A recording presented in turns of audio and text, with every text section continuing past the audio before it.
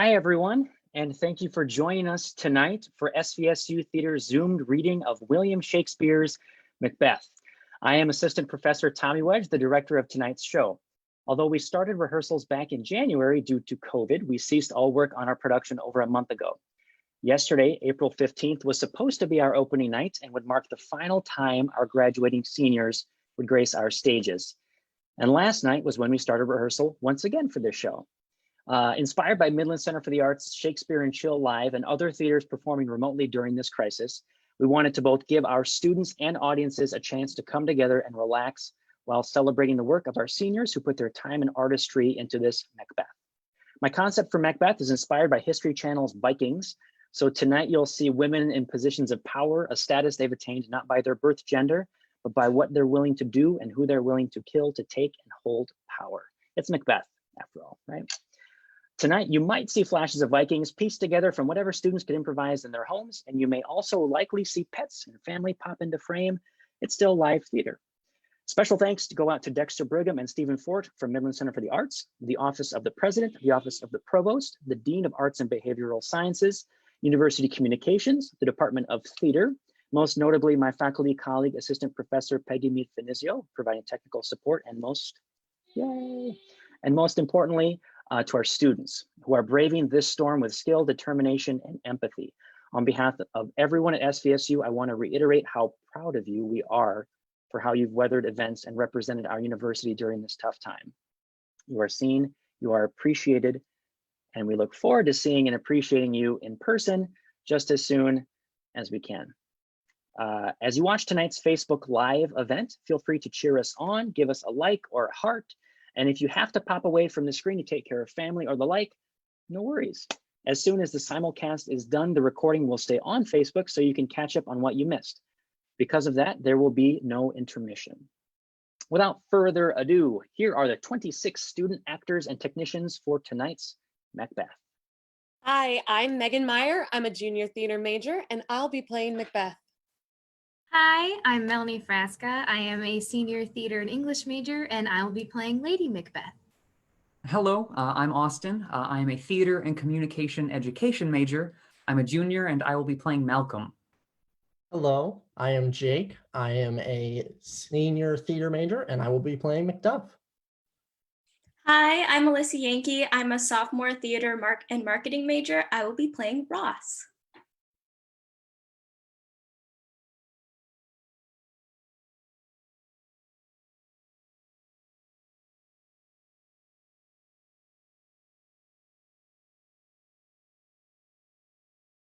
And Abby, hit us again. We didn't hear you. Yeah, go ahead.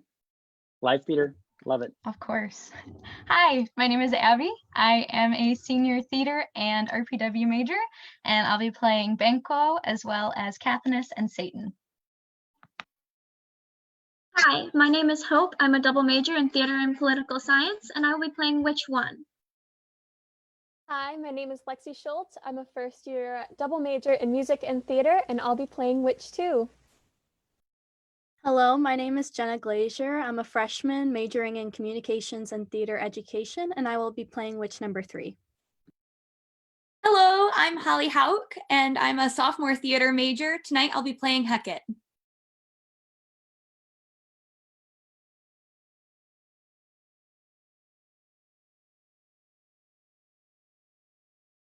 How's it going? I'm Blake. I'm a communications major, junior, and I'll be playing McDonald Wall, Donald Vane, Mantis, Murderer 3, and Lord. Hello, my name is Arion Abraham. I'm a sophomore communications and theater education major, and I will be playing Linux for you tonight. Hi, my name is Scott Lamont. I am a freshman theater education major, and tonight I'll be portraying the character of Angus. Hi, my name is Erica Close. I am a third-year theater major, and I will be playing Flayons and Young Seward. Hi, I'm Danny Durst. I'm a third-year theater and communications double major, and I will be portraying a soldier, as well as Lady Macduff and a servant. Hi, I'm Kylie Monahan. I'm a second-year theater and communications major, and I will be playing soldier, porter, gentlewoman, and messenger. Hello, everyone. My name is Colton, and I'm a third-year theater major. I will be playing the captain, the doctor, the second murderer, among others. Hi, I'm Key. I'm a junior theater major and creative writing major. I'll be playing soldier, first murderer, and second apparition. Hello, friends. My name is Jaden O'Berry. I am a second-year theater major, and I am your assistant director for this production, along with your narrator for tonight.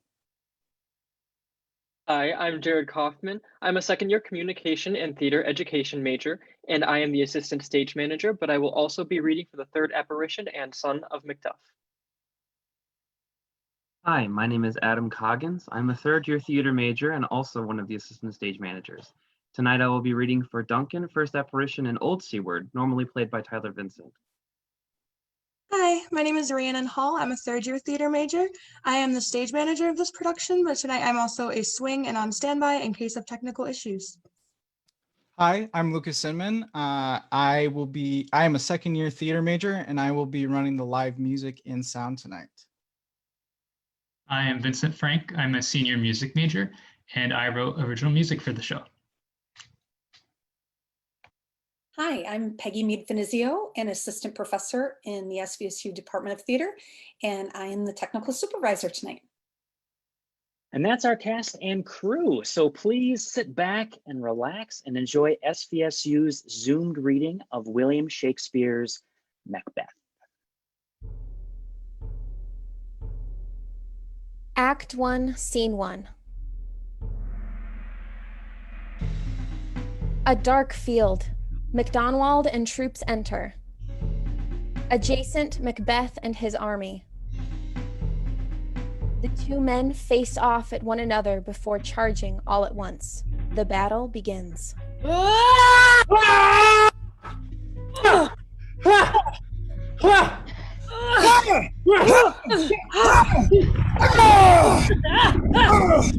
battle ensemble freezes as if stuck in time.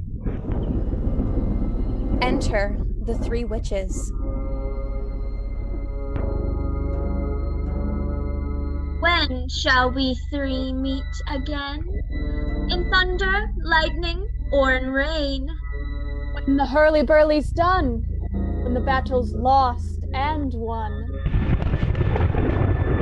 The battle ensemble continues a bloody fight in slow motion.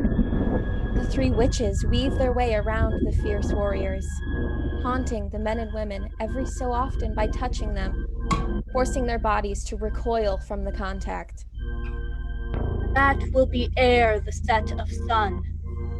Where the place? Upon the heath.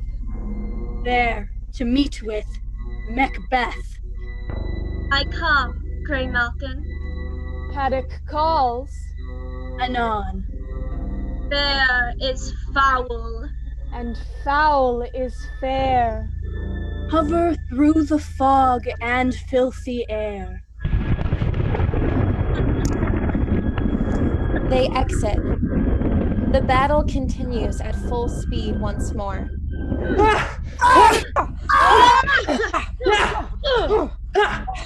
The scene shifts to Act 1, Scene 2. Enter King Duncan, Malcolm, Donalbain, Lennox with attendants, meeting a bleeding captain.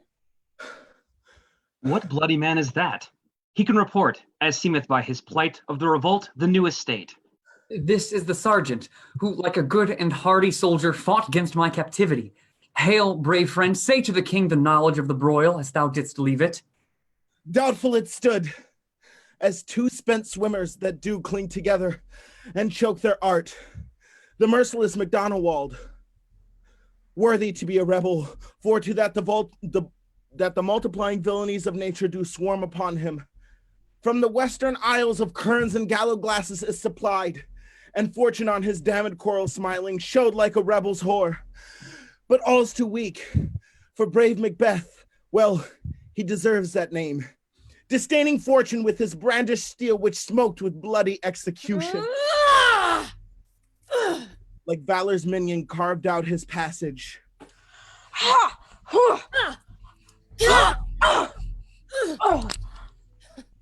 till he faced the slave, which ne'er shook hands, nor bade farewell to him, till he unseamed him from the nave to the chops,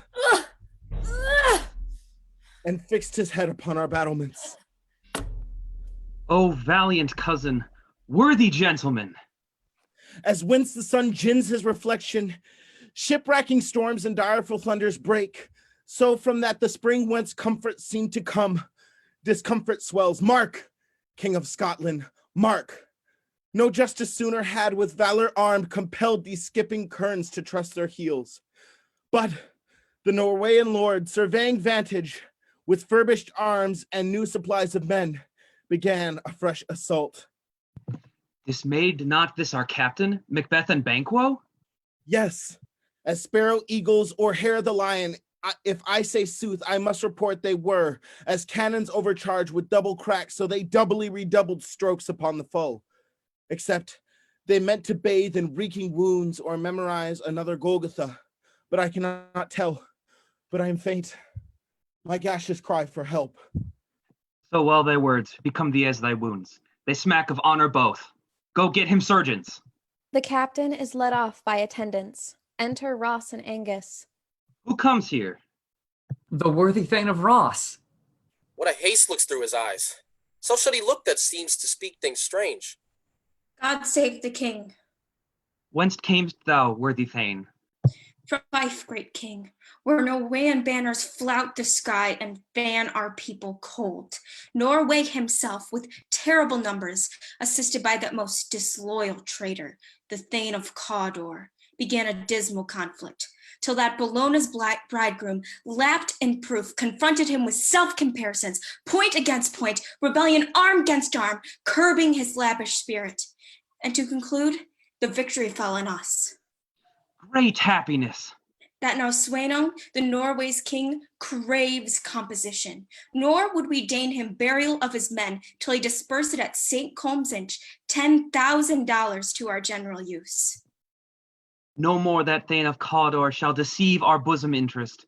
Go, pronounce this present death, and with his former title, greet Macbeth. I'll see it done.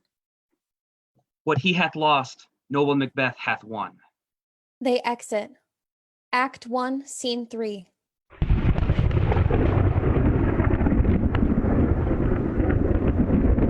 Enter the three witches.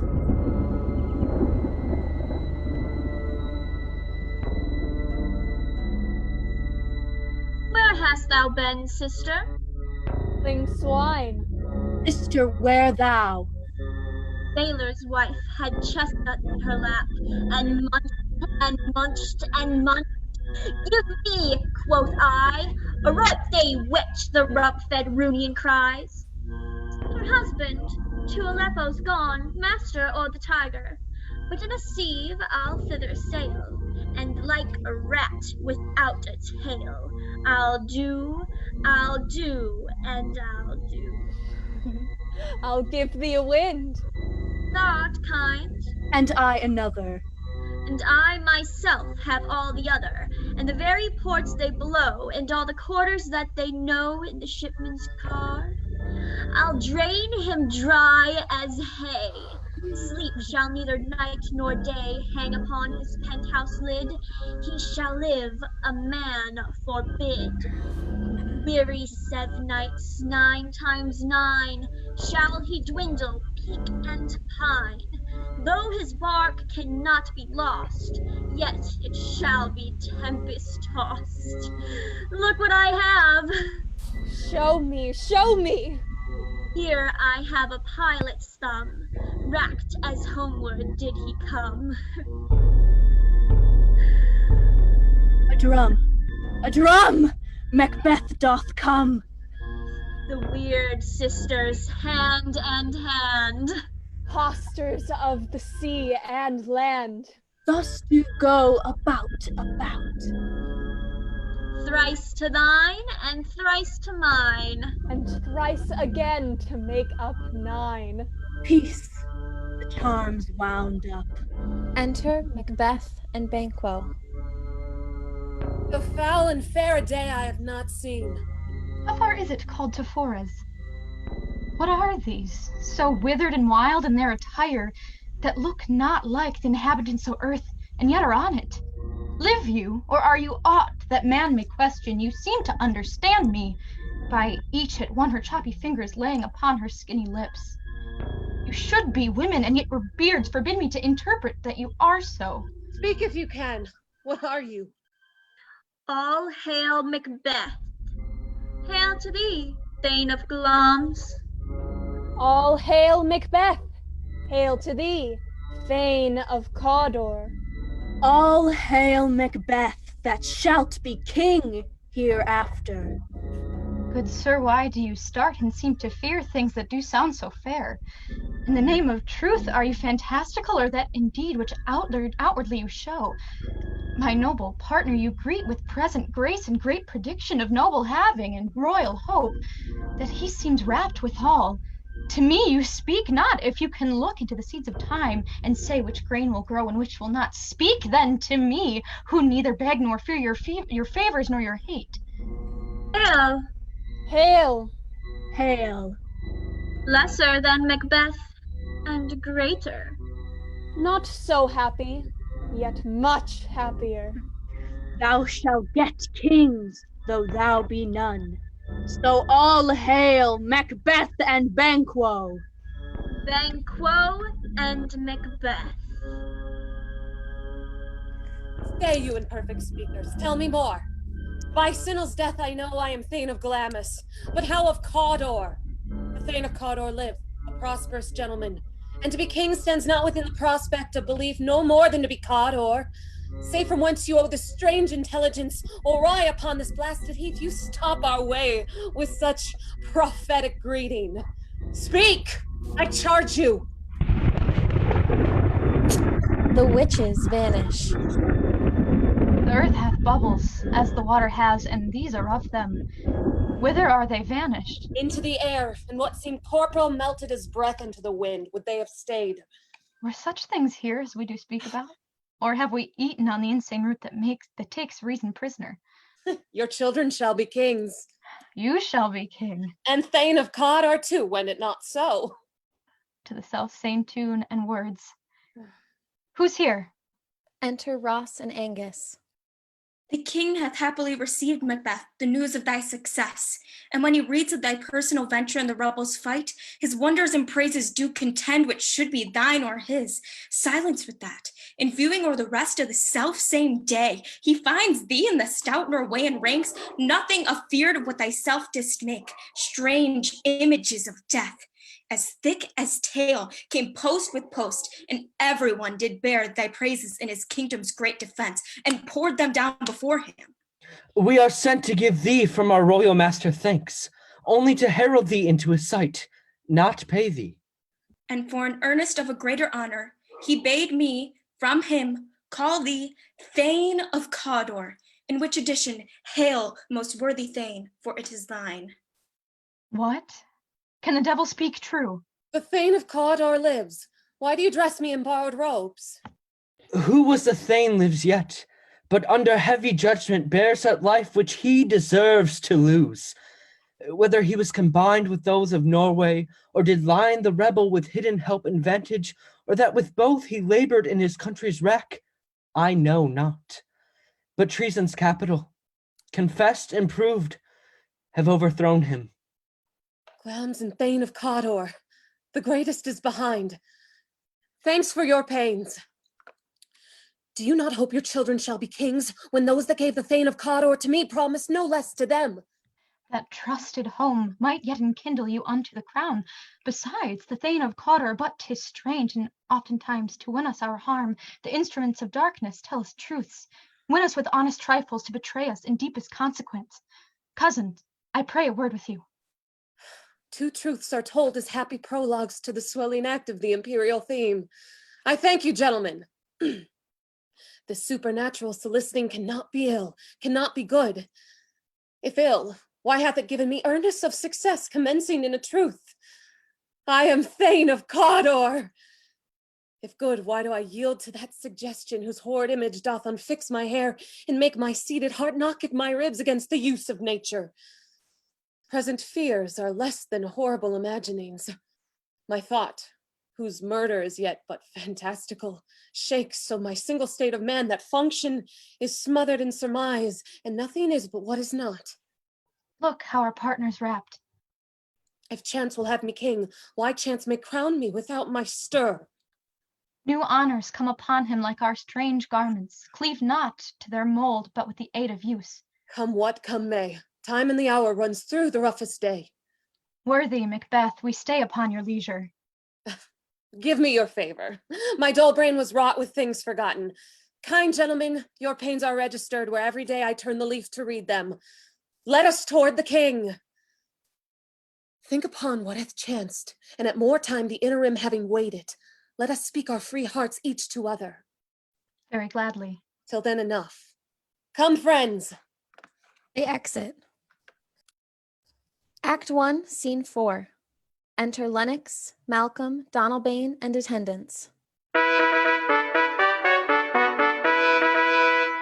And enter King Duncan. The court kneels and salutes to their king. Is execution done on Cawdor? Are not those in commission yet returned? My liege, they are not yet come back, but I have spoke with one that saw him die, who did report that very frankly he confessed his treasons, implored your highness's pardon, and set forth a deep repentance. Nothing in his life became him like the leaving it. He died as one that had been studied in his death, to throw away the dearest thing he owed as 'twere a careless trifle. There's no art to find the mind's construction in the face. He was a gentleman on whom I built an absolute trust. Enter Macbeth, Banquo, Ross, and Angus. O worthiest cousin, the sin of my ingratitude even now weighs heavy on me. Thou art so far before that swiftest wing of recompense is slow to overtake thee. Would thou hadst less deserved that the proportion both of thanks and payment might have been mine. Only I have left to say, more is thy due than more than all can pay. The service and the loyalty I owe in doing it pays itself. Your highness's part is to receive our duties, and our duties are to your throne, and state children and servants, which do but what they should by doing everything safe toward your love and honor. Welcome hither. I have begun to plant thee, and will labor to make thee full of growing. Noble Banquo, thou hast no less deserved, nor must be known, no less to have done so. Let me enfold thee and hold thee to my heart. There, if I grow, the harvest is your own. My plenteous joys, wanton in fullness, seek to hide themselves in drops of sorrow. Sons, kinsmen, thanes, and you whose places are the nearest, know we will establish our estate upon our eldest, Malcolm, whom we name hereafter the Prince of Cumberland, which honor must not unaccompanied invest him only, but signs of nobleness, like stars, shall shine on all deservers, from hence to Inverness, and bind us further to you. The rest is labor, which is not used for you. I'll be myself the harbinger and make joyful the hearing of my wife with your approach. So humbly take my leave. My worthy Cawdor. The Prince of Cumberland. This is a step on which I must fall down or else o'erleap, for in my way it lies. Ah, stars, hide your fires. Let not light see my black and deep desires. The eye wink at the hand, yet let that be which the eye fears when it is done to see. He exits. True, worthy Banquo, he is so valiant, and in his commendations I am fed. It is a banquet to me. Let's after him, whose care is gone before to bid us welcome. It is a peerless kinsman. Act 1, Scene 5. Enter Macbeth's wife, alone with a letter. They met me in the day of success, and I have learned by the perfectest report they have more in them than mortal knowledge. When I burned in desire to question them further, they made themselves air into which they vanished. Whilst I stood wrapped in the wonder of it, came misses from the king, who all hailed me Thane of Cawdor. By which title, before these weird sisters saluted me and referred me to the coming on of time with Hail, King that shalt be. This have I thought good to deliver thee, my dearest partner of greatness. that thou mightst not lose the dues of rejoicing by being ignorant of what greatness is promised thee. Lay it to thy heart in farewell. Glamis thou art, and Cawdor, and shalt be what thou art promised. Yet do I fear thy nature. It is too full of the milk of human kindness to catch the nearest way. Thou wouldst be great, art not without ambition, but without the illness should attend it. What thou wouldst highly, that wouldst thou holily. Wouldst not play false, and yet wouldst wrongly win. Thou dost have, great Glamis, that which cries, thus thou must do if thou have it, and that which rather thou dost fear to do than wishes should be undone. Hie thee hither, that I may pour my spirits in thine ear and chastise with the valor of my tongue all that impedes thee from the golden round, which fate and metaphysical aid doth seem to have thee crowned withal. Enter a messenger. What is your tidings? The king comes here tonight. Thou art mad to say it. Is not thy master with him, who, wert so, would have informed for preparation? So please you, it is true. Our thing is coming. One of my fellows had the speed of him, who, almost dead for breath, had scarcely more than would make up his message. Give him tending. He brings great news. The messenger exits. The raven himself is hoarse that croaks the fatal entrance of Duncan under my battlements. Come, you spirits that tend on mortal thoughts, unsex me here, and fill me from the crown to the toe top full of direst cruelty. Make thick my blood, stop up the access and passage to remorse, that no compunctious visitings of nature shake my fell purpose, nor keep peace between the effect and it. Come to my women's breasts, and take my milk for gall, you murdering ministers. Wherever in your sightless substance you wait on nature's mischief. Come, thick night, and pall thee in the dunnest smoke of hell, that my keen knife see not the wound it makes, nor heaven peep through the blanket of the dark to cry, hold, hold! Enter Macbeth. Great Glamis, worthy Cawdor, greater than both by the all-hail hereafter.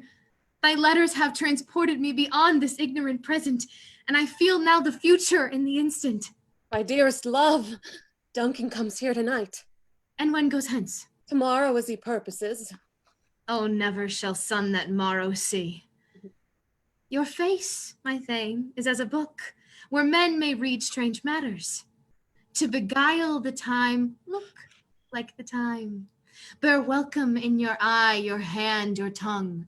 Look like the innocent flower, but be the serpent under it. He that's coming must be provided for. You shall put this night's great business into my dispatch, which shall to all our nights and days to come give solely sovereign sway and masterdom. We will speak further. Only look up clear. To alter favor is to fear. Leave all the rest to me. They exit. Act 1, Scene 6. Hautboys and torches. Enter King Duncan, Malcolm, Donalbain, Banquo, Lennox, Macduff, Lady Macduff, Ross, Angus, and attendants. This castle hath a pleasant seat. The air nimbly and sweetly recommends itself unto our gentle senses. This guest of summer, this temple-haunting martlet, does approve by his loved mansionary that heaven's breath smells wooingly here. No jetty frieze, buttress, nor coign of vantage, but this bird hath made his pendant bed and procreant cradle, where they most breed and haunt, I have observed. The air is delicate. Enter Lady Macbeth. See our honored hostess. The love that follows us sometime is our trouble, which still we thank as love. Herein I teach you how you shall bid God ild us for your pains, and thank us for your trouble. All our service, and every point twice done and then done double, we're poor and single business to contend against those honors deep and broad wherewith your majesty loads our house. For those of old, and the late dignities heaped up to them, we rest your hermits. Where's the Thane of Cawdor? We coursed him at the heels and had a purpose to be his purveyor, but he rides well, and his great love, sharp as his spur, hath helped him to his home before us. Fair and noble hostess, we are your guests tonight. Your servants ever have theirs themselves, and what is theirs in comp to make their audit at your highness's pleasure, still to return your own. Give me your hand. Conduct me to mine host. We love him highly, and shall continue our graces towards him by your leave, hostess. They exit. Act 1, Scene 7. Hoboys, torturers, enter a sewer and divers, servants with dishes, and service over the stage. Then enter Macbeth. If it were done, when 'tis done, then 'twere well it were done quickly. If the assassination could travel up the consequence and catch with his surcease success, that but with this blow might be the be-all and the end-all here. But here, on this bank and shoal of time, we'd jump the life to come. But in these cases, we still have judgment here, that we but teach bloody instructions, which, being taught, return to plague the inventor. This even-handed justice commends the ingredients of our poison chalice to our own lips. He's here in double trust. First, as I am his kinsman and his subject, strong both against the deed. Then as his host, who should against his murderer shut the door, not bear the knife myself. Besides, this Duncan hath borne his faculties so meek, hath been so clear in his great office, that virtues will plead like angels, trumpet-tongued against the deep damnation of his taking off, and pity, like a naked newborn babe striding the blast, or heaven's cherubim horsed upon the slightest couriers of the air shall blow the horrid deed in every eye, that tears shall drown the wind. I have no spurs to prick the sides of my intent, but only vaulting ambition, which o'erleaps itself and falls on the other. Enter Lady Macbeth. How now, what news? He is almost sept. Why have you left the chamber? Hath he asked for me? Know you not he has. We will proceed no further in this business. He hath honored me of late, and I have bought golden opinions from all sorts of people, which would be worn now in their newest gloss, not cast aside so soon. Was the whole drunk, wherein you dressed yourself? Hath it slept since? And wakes it now to look so green and pale at what it did so freely? From this time such I account thy love. Art thou afeard to be the same in thine own act and valor as thou art in desire? Wouldst thou have that which thou esteem'st the ornament of life, and live a coward in thine own esteem, letting I dare not wait upon I would like the poor cat in the adage? Prithee, peace. I dare do all that may become a man. Who dares do more is none. What beast was then that made you break this enterprise to me? When you durst do it then, you were a man. And to be more than what you were, you would be so much more the man. Nor time nor place did then adhere, and yet you would make both. They have made themselves, and that their fitness now does unmake you. I have given suck, and know how tender 'tis to love the babe that milks me.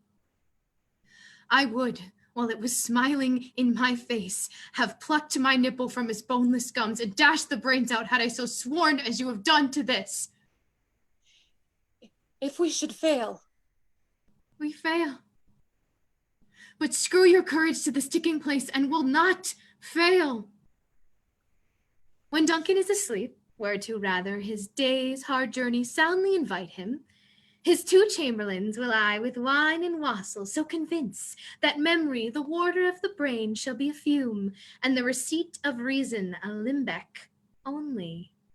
When in swinish sleep their drenched nature lies as in a death, what cannot you and I perform upon the unguarded Duncan? What not put upon his spongy officers who shall bear the guilt of our great quell? Bring forth men, children only, for thy undaunted mettle should compose nothing but males. Will it not be received when we have marked with the blood those sleepy two of his own chamber, and used their very daggers that they have done it?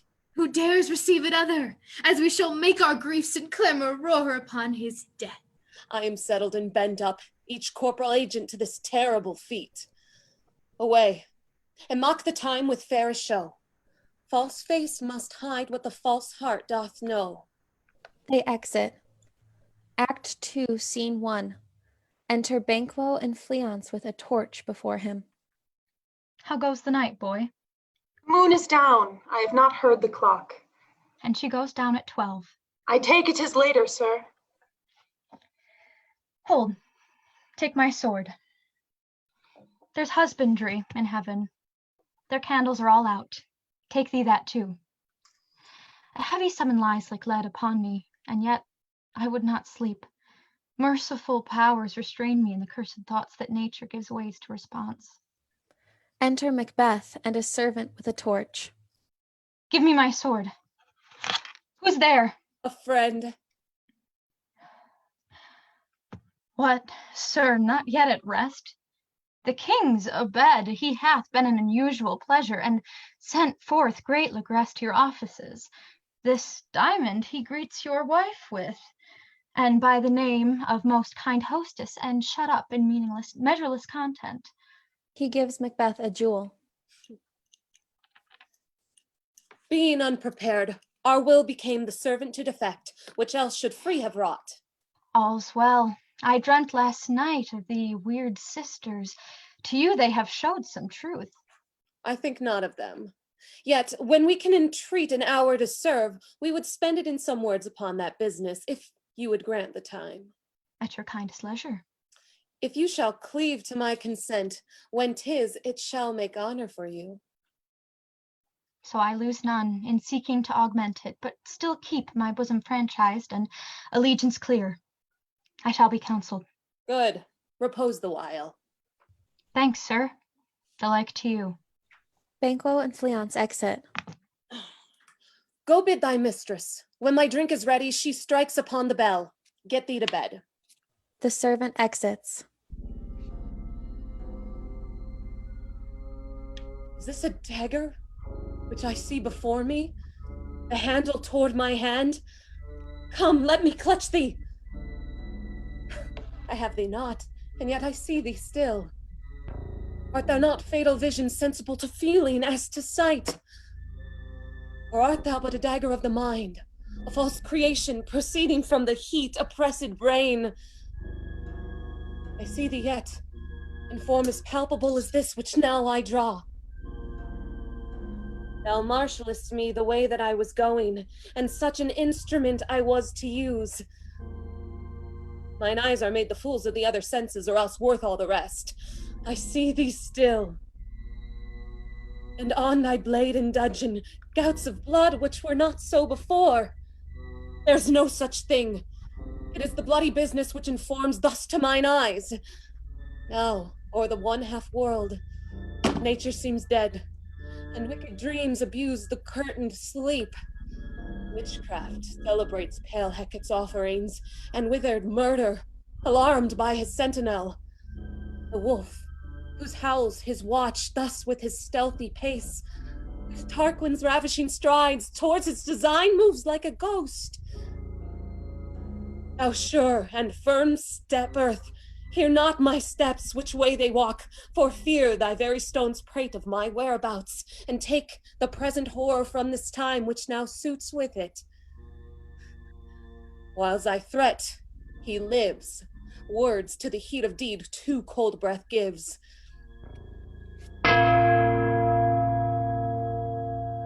I go and it is done.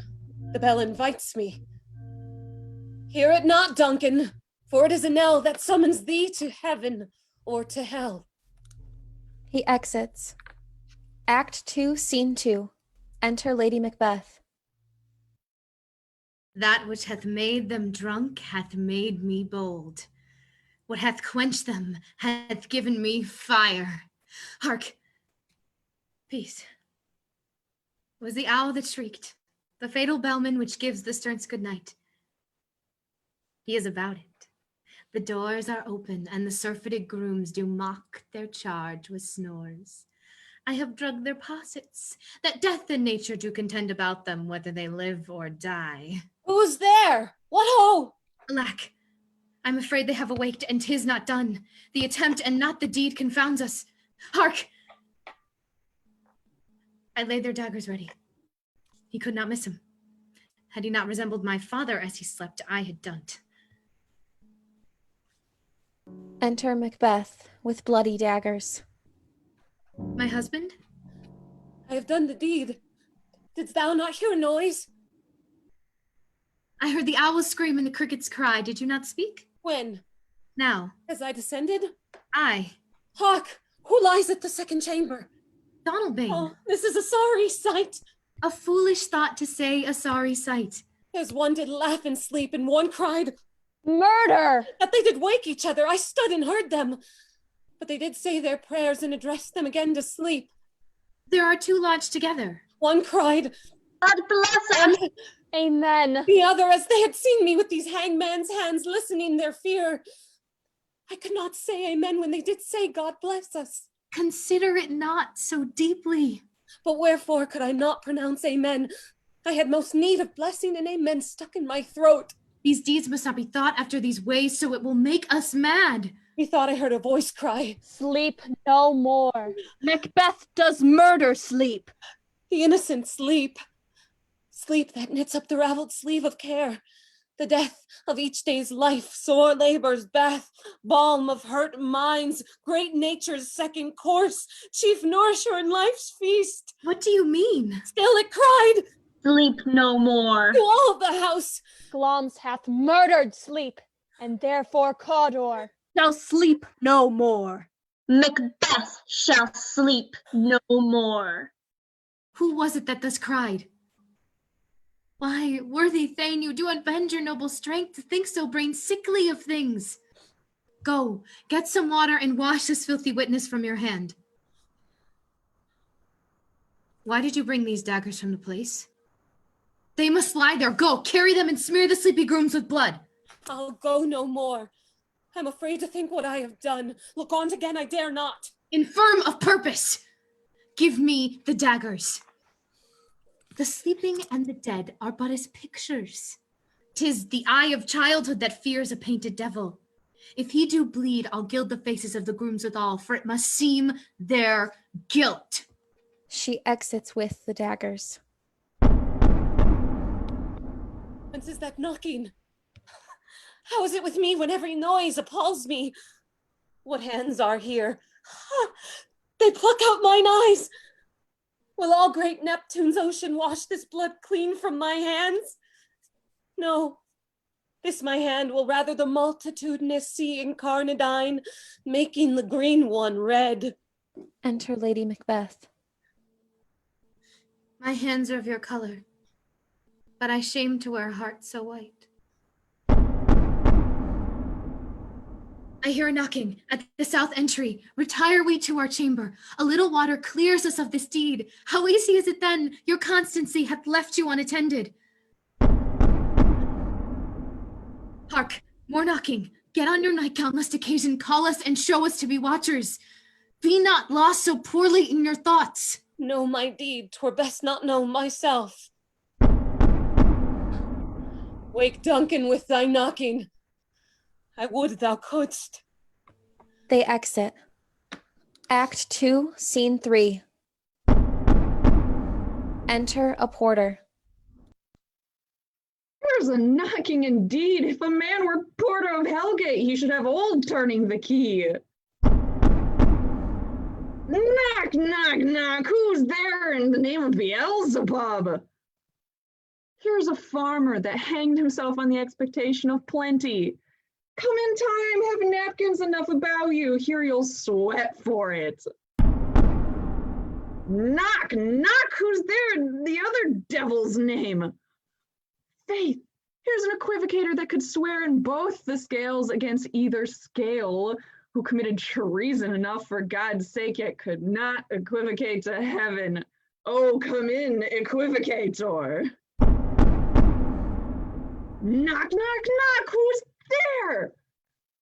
Faith, here's an English tailor come hither for stealing out a French hose.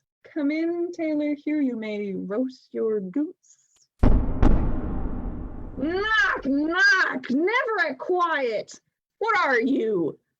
But this place too cold for hell, I'll devil porter no further. I had thought to had let in some all professions that go the primrose way of the everlasting bonfire. Anon, anon. The porter opens the door to Macduff and Lennox. I pray you remember the porter? Was it so late, friend, ere you went to bed that you do lie so late? Faith, Sir, we were carousing till the second cock, and drink, sir, is a great provoker of 3 things. What 3 things does drink especially provoke?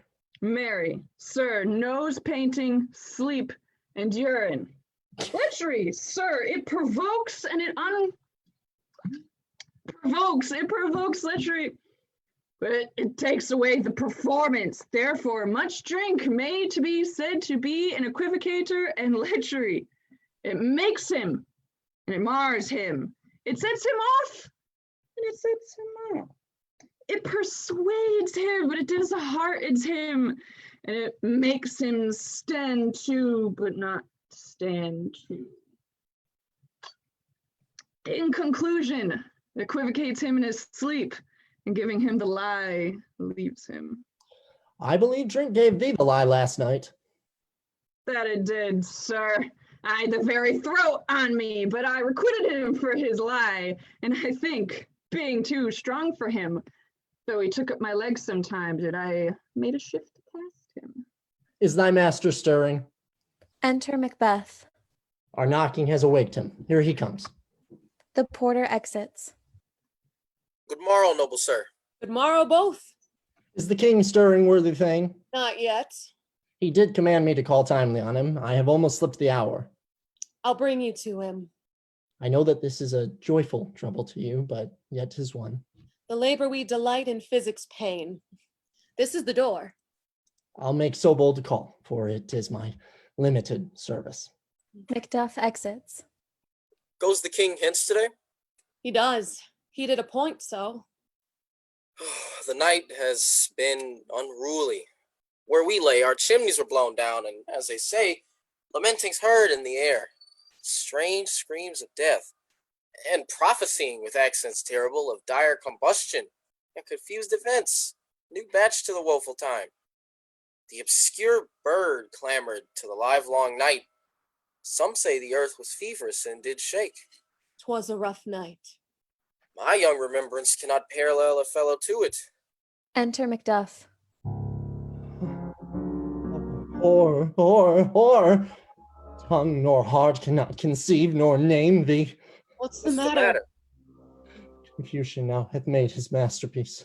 Most sacrilegious murder hath broke ope the Lord's anointed temple, and stole thence the life oak building. What is it you say? The life? Mean you his majesty? Approach the chamber and destroy your sight with a new Gorgon. Do not bid me speak. See and then speak yourselves. Macbeth and Lennox exit. Awake! Awake! Ring the alarm bell! Murder and treason! Banquo, Donalbain, Malcolm, awake! Shake off this downy sleep death's counterfeit and look on death itself. Up, and see the great Doom's image. Malcolm, Banquo, as from your graves rise up and walk like sprites to countenance this horror. Ring the bell. Enter Lady Macbeth. What's the business that such a hideous trumpet calls to parley the sleepers of the house? Speak. Speak! Oh, gentle lady, 'tis not for you to hear what I can speak.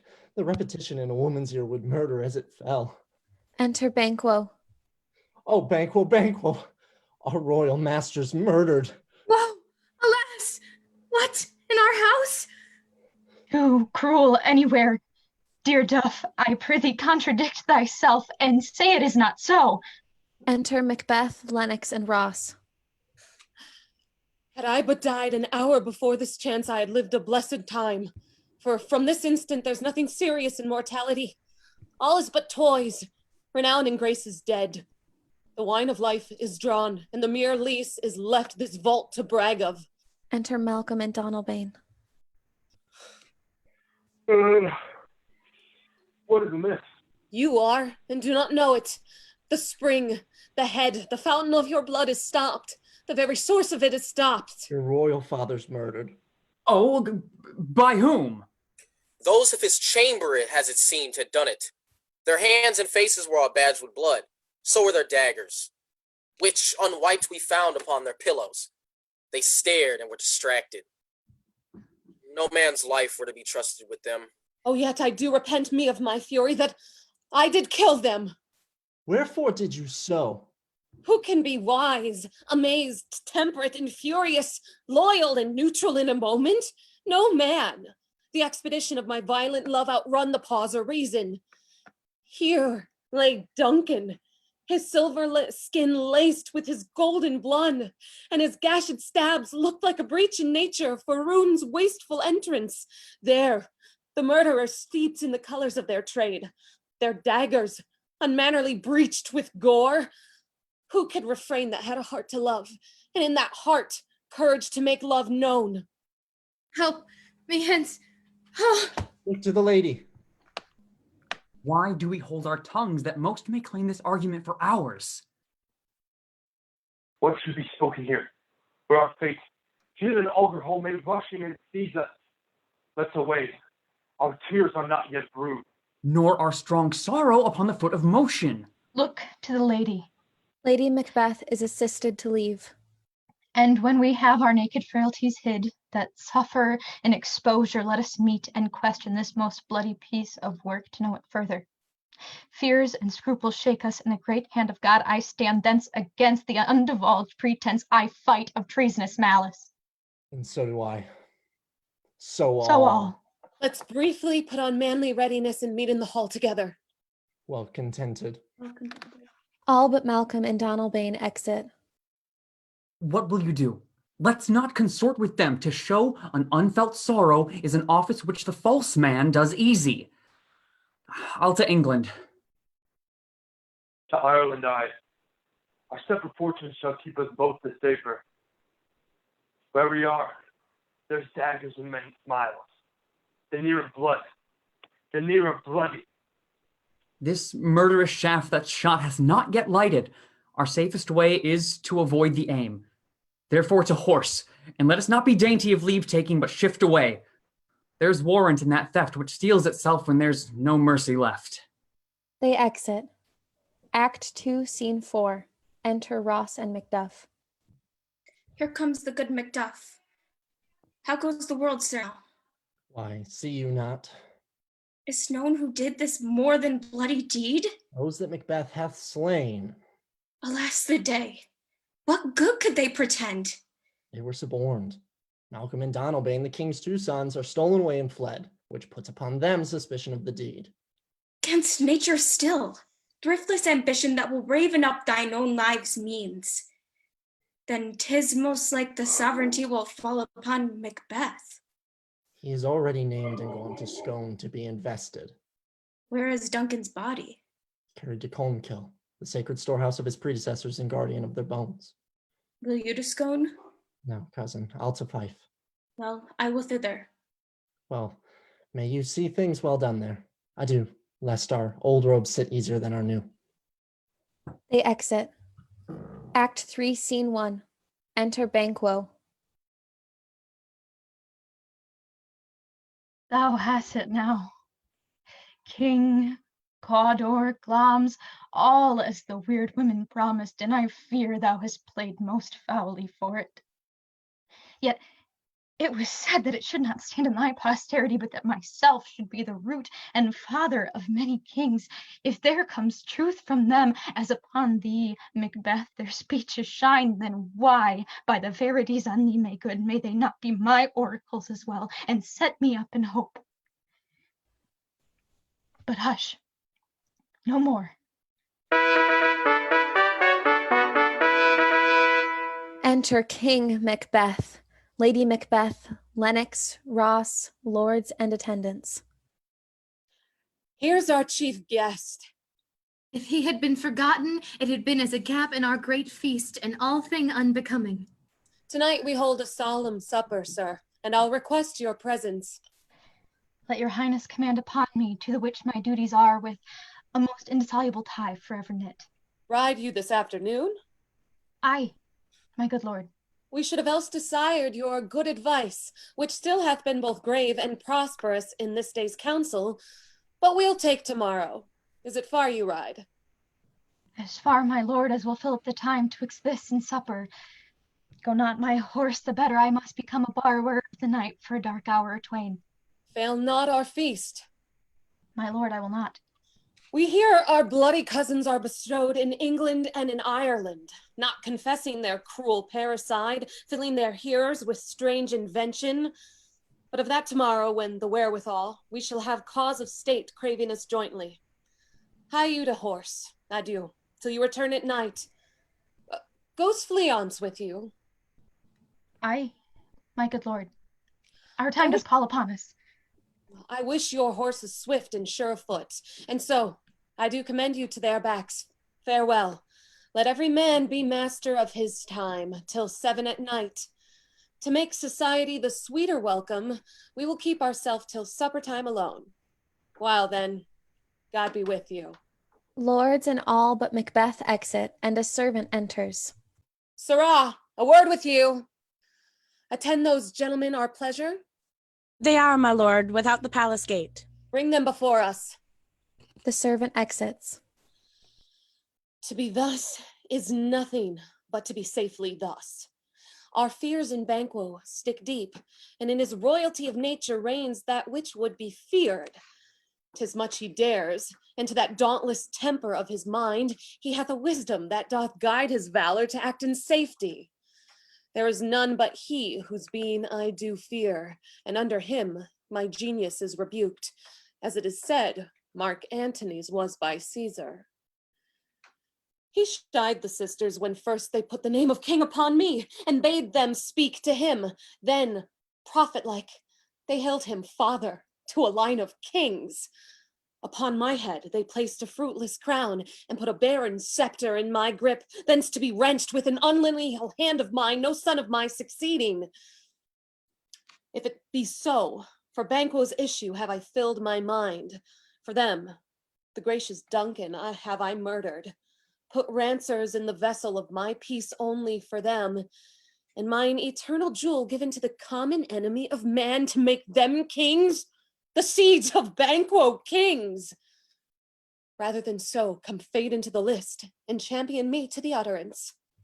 Who's there? Enter a servant and 2 murderers. Now, go to the door and stay there till we call. The servant exits. Was it not yesterday we spoke together? It was, so please your highness. Well then now, have you considered of my speeches? Know that it was he in the times past which held you so under fortune, which you thought had been our innocent self. This I made good to you in our last conference, passed in probation with you, how you were borne in hand, how crossed the instruments who wrought with them, and all things out that might, who half a soul and to a notion crazed, say, thus did Banquo. You made it known to us. I did so, and went further, which is now our point of second meeting. Do you find your patience so predominant in your nature that you can let this go? Are you so gospeled to pray for this good man, and for his issue, whose heavy hand hath bowed you to the grave and beggared yours forever? We are men, my liege. Aye. In the catalogue, you go for men.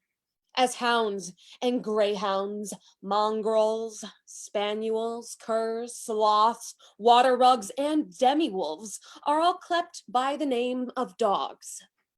The valued file distinguishes the swift, the slow, the subtle, the housekeeper, the hunter. Everyone according to the gift which bounteous nature hath in him closed, whereby he does receive particular addition from the bill that writes them all alike.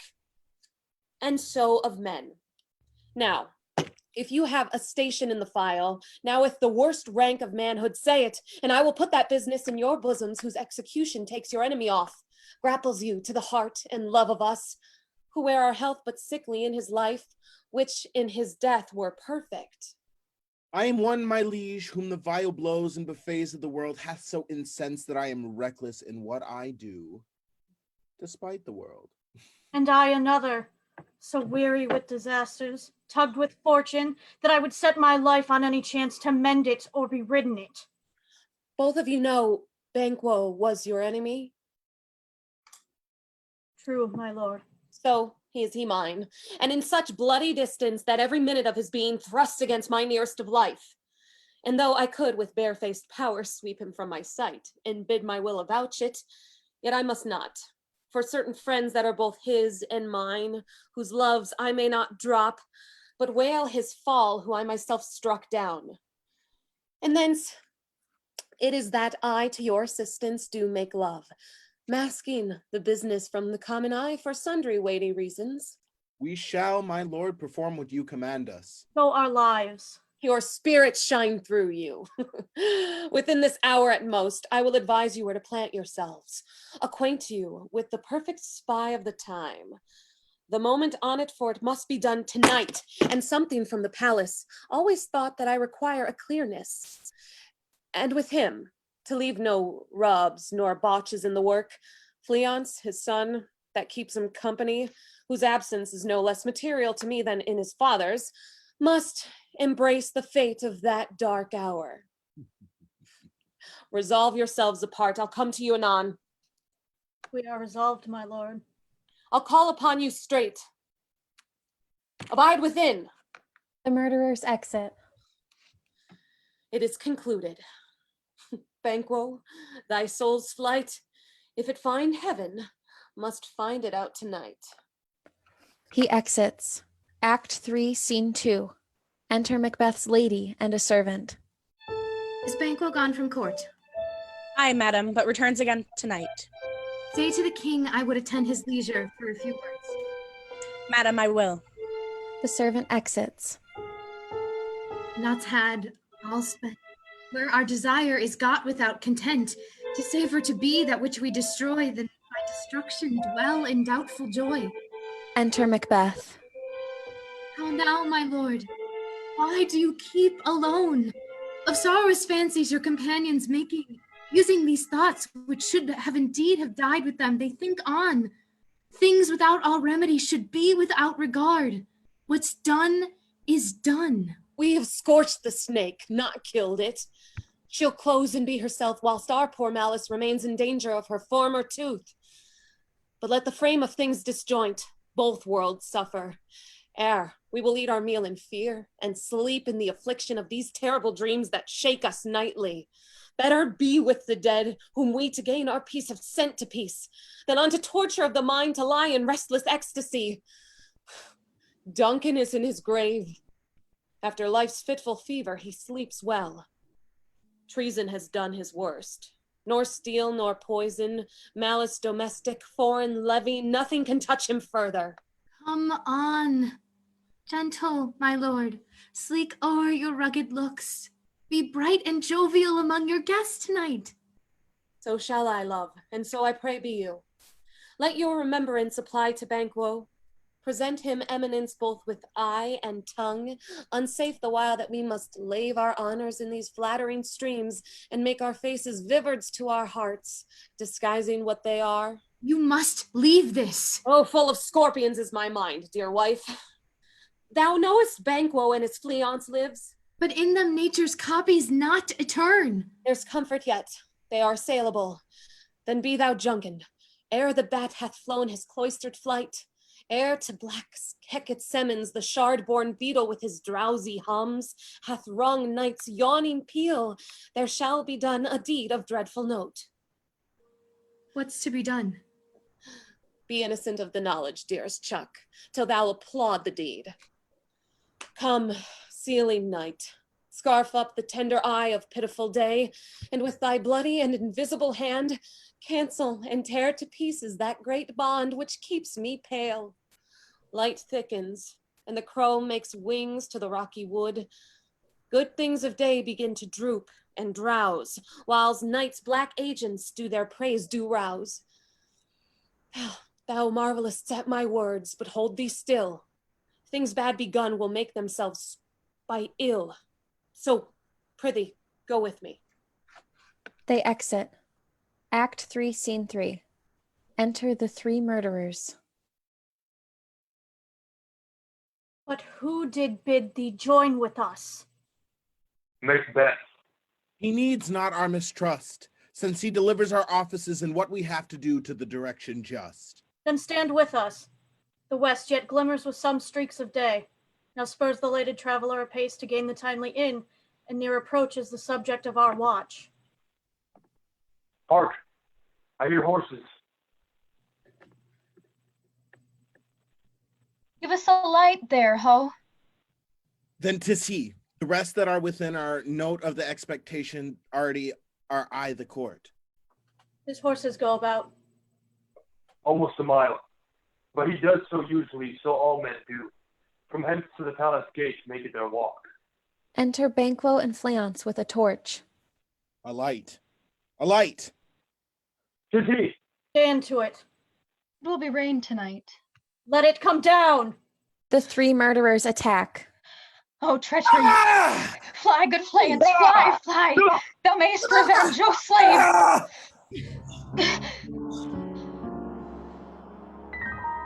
He dies. Fleance exits. Who did strike out the lights? Was not the way. There's but one down. The sun is fled. We have lost the best half of our affair. Well, let's away and say how much is done. They exit. Act 3, Scene 4. A banquet is prepared. Enter Macbeth, Lady Macbeth, Ross, Lennox, lords and attendants. You know your own degrees. Sit down. At first and last, the hearty welcome. Thanks to your majesty. Ourself will mingle with society and play the humble host. Our hostess keeps her state, but in best time, we will require her welcome. Pronounce it for me, sir, to all our friends, for my heart speaks they are welcome. Enter the first murderer to the door. See, they encounter thee with their heart's thanks. Both sides are even. Here, I'll sit in the midst, be large in mirth. Anon, we'll drink a measure the table round. There's blood upon thy face. 'Tis Banquo's then. 'Tis better thee without than he within. Is he dispatched? My lord, his throat is cut. That I did for him.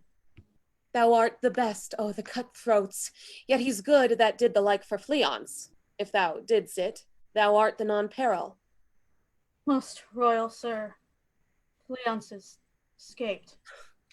Then comes my fit again.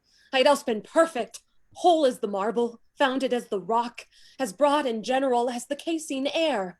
But now I am cabined, cribbed, confined, bound into saucy doubts and fear. But Banquo's safe.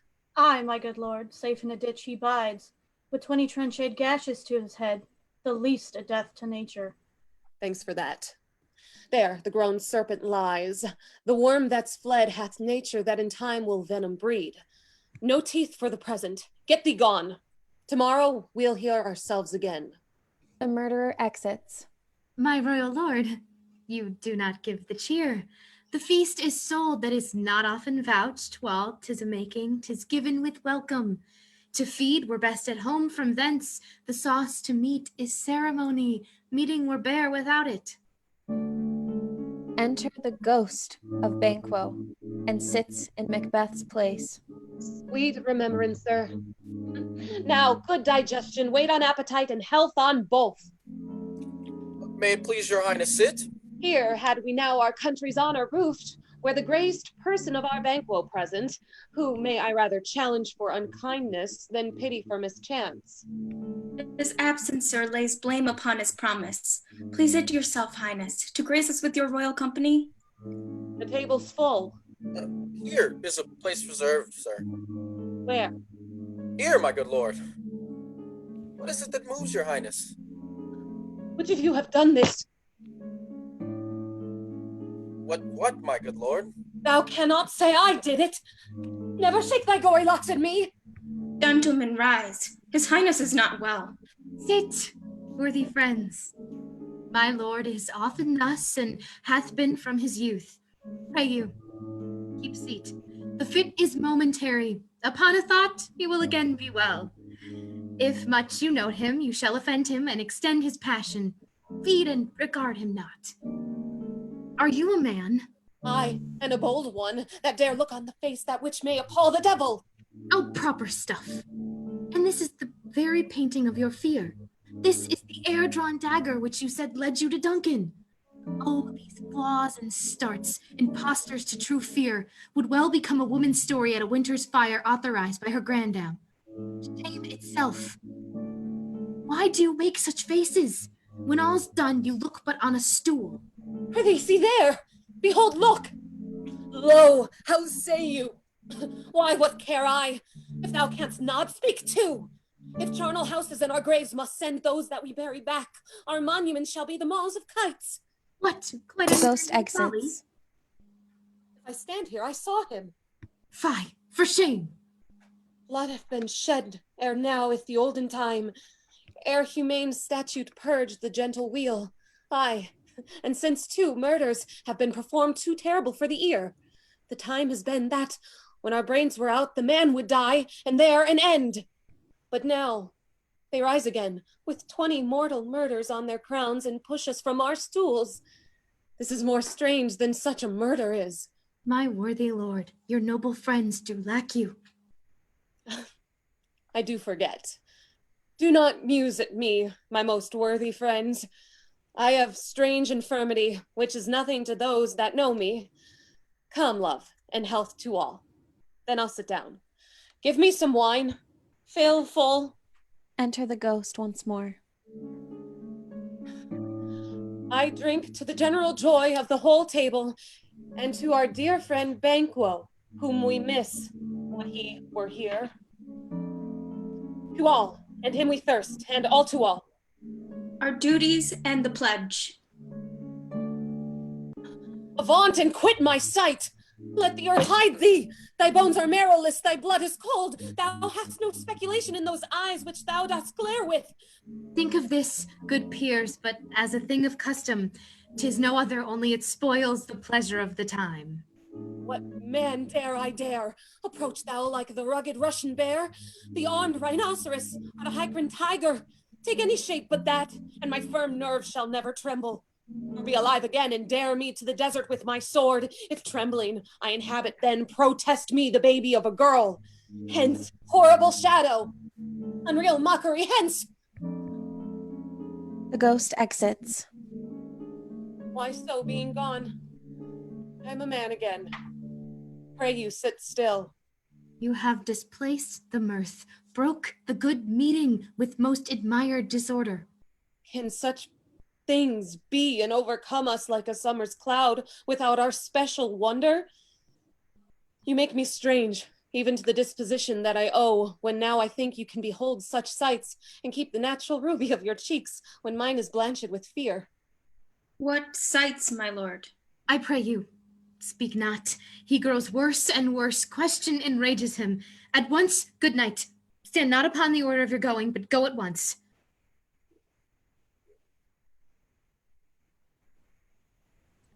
Good night, and better health attend my majesty. A kind good night to all. Lords and all but Macbeth and Lady Macbeth exit. It will have blood, they say. Blood will have blood. Stones have been known to move, and the trees to speak. Augurs and understood relations have by maggot pies and chalks and rooks brought forth the secretest man of blood. What is the night? Almost at odds with morning. Which is which? How sayest thou that Macduff denies his person at our great bidding? Did you send to him, sir? I hear it by the way, but I will send. There's not a one of them, but in his house I keep a servant feed. I will tomorrow, and bedtimes I will to the weird sisters. More shall they speak. For now I am bent to know by the worst means the worst. For mine own good, all causes shall give away. I am in blood, stepped in so far that I should wade no more, returning where as tedious as goers. Strange things I have in head that will to hand, which must be acted ere they may be scanned. You lack the season of all natures. Sleep. Come, we'll to sleep. My strange and self-abuse is the initiate fear that once heard use. We are yet but young indeed. They exit. Act 3, Scene 5. Enter the three witches, meeting Hecate.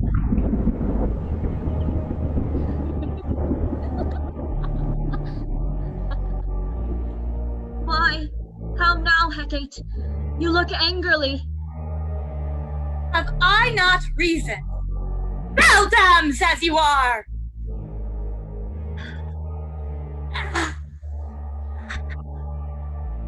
Saucy and overbold. How did you dare to trade and traffic with Macbeth, in riddles and affairs of death?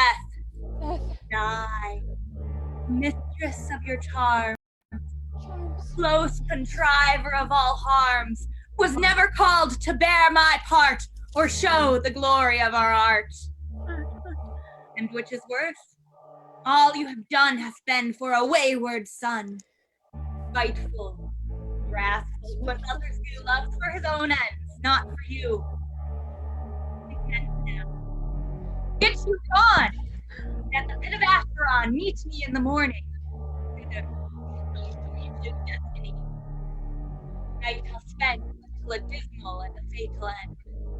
Resistance will be brought here. On the corner of the moon, there hangs a vaporous drop profound. I'll pitch it ere it comes to ground, and that, distilled by magic sleights, shall raise such artificial sprites as by the strength of their illusion shall draw him on to his confusion. Shall spurn fate, scorn death, and bear his hopes above wisdom, grace, and fear. Fear. We all know security is mortal's chiefest enemy. Hark! I'm full.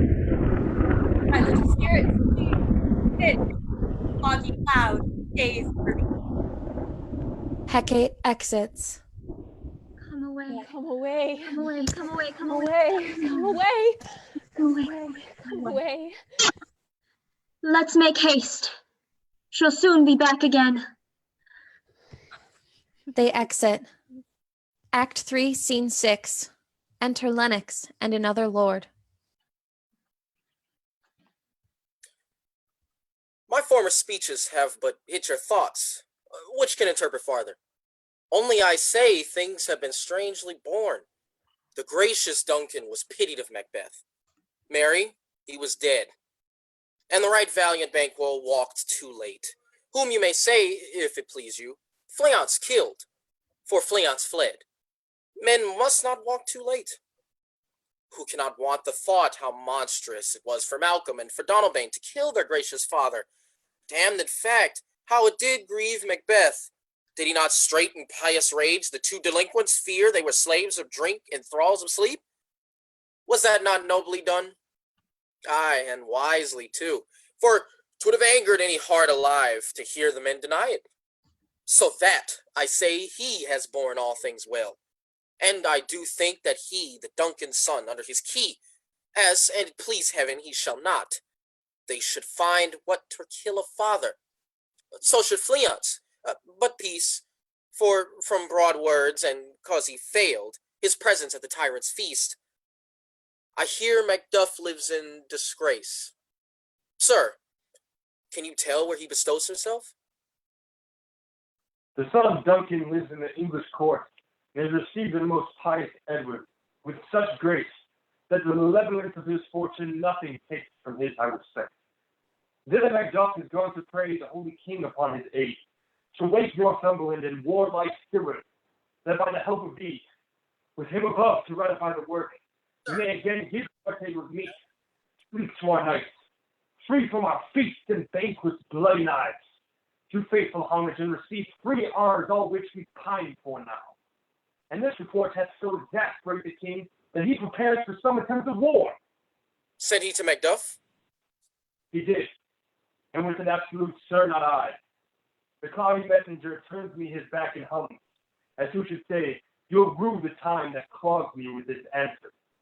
And that might well advise him to caution to hold what distance his wisdom can provide. Some holy angel fly the court of England and unfold his messages ere he come, that a swift blessing may soon return to this our suffering country under a hand accursed. I'll send my prayers with him.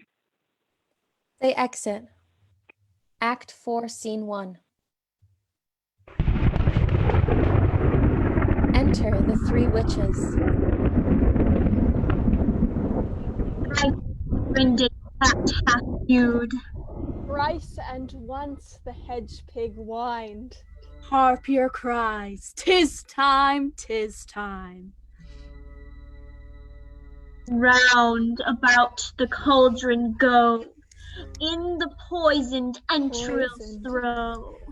Toad that under cold stone days and nights has 31, sweltered venom sleeping hot, boiled thou first in the charmed pot.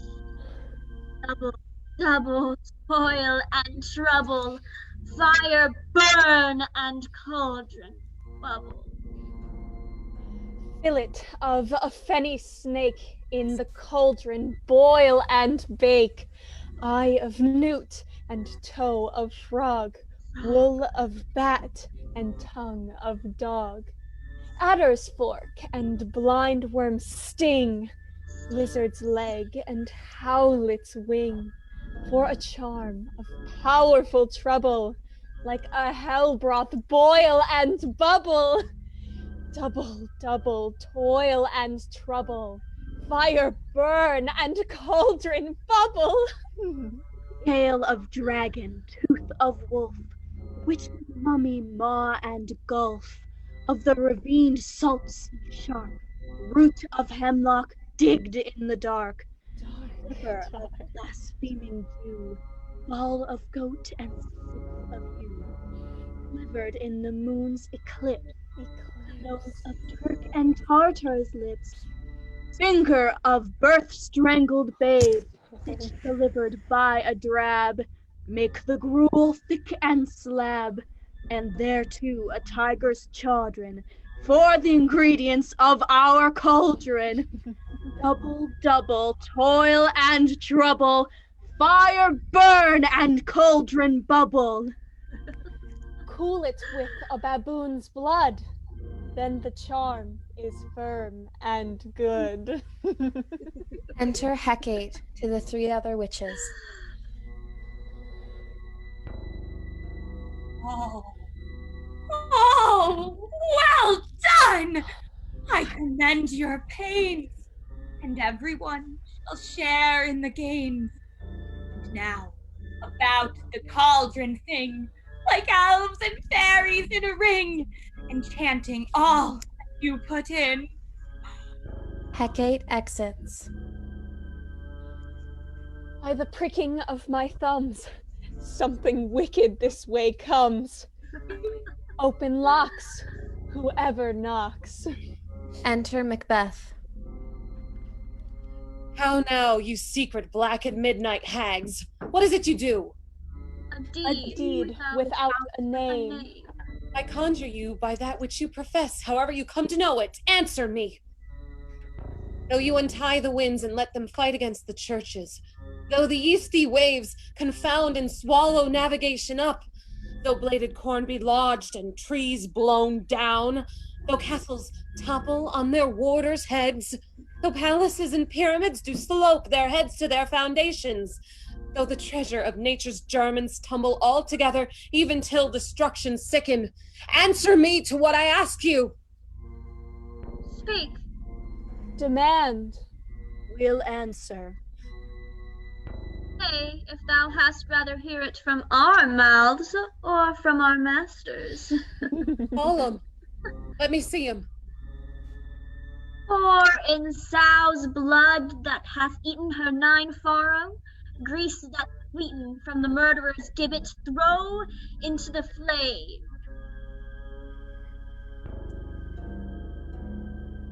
Come high or low, thyself in office deftly show. A first apparition appears, an armed head. Tell me, thou unknown power. He knows thy thought. Hear his speech, but say thou not. Macbeth! Macbeth! Macbeth! Beware Macduff! Beware the Thane of Fife! Dismiss me! Enough! Whatever thou art, for thy good caution, thanks. Thou hast harped me of my fear, all right. But one word more. He will not be commanded. Here's another, more potent than the first. A second apparition. A bloody child. Macbeth! Macbeth! Had I 3 ears, I'd hear thee. Be bloody bold and resolute. Laugh to scorn the power of man, for none of woman born shall harm Macbeth. Then live, Macduff! What need I fear of thee? But yet I'll make assurance, double sure, and take the bond of fate. Thou shalt not live, that I may tell pale-hearted fear it lies, and sleep in spite of thunder. A third apparition. A child crowned with a tree in his hand.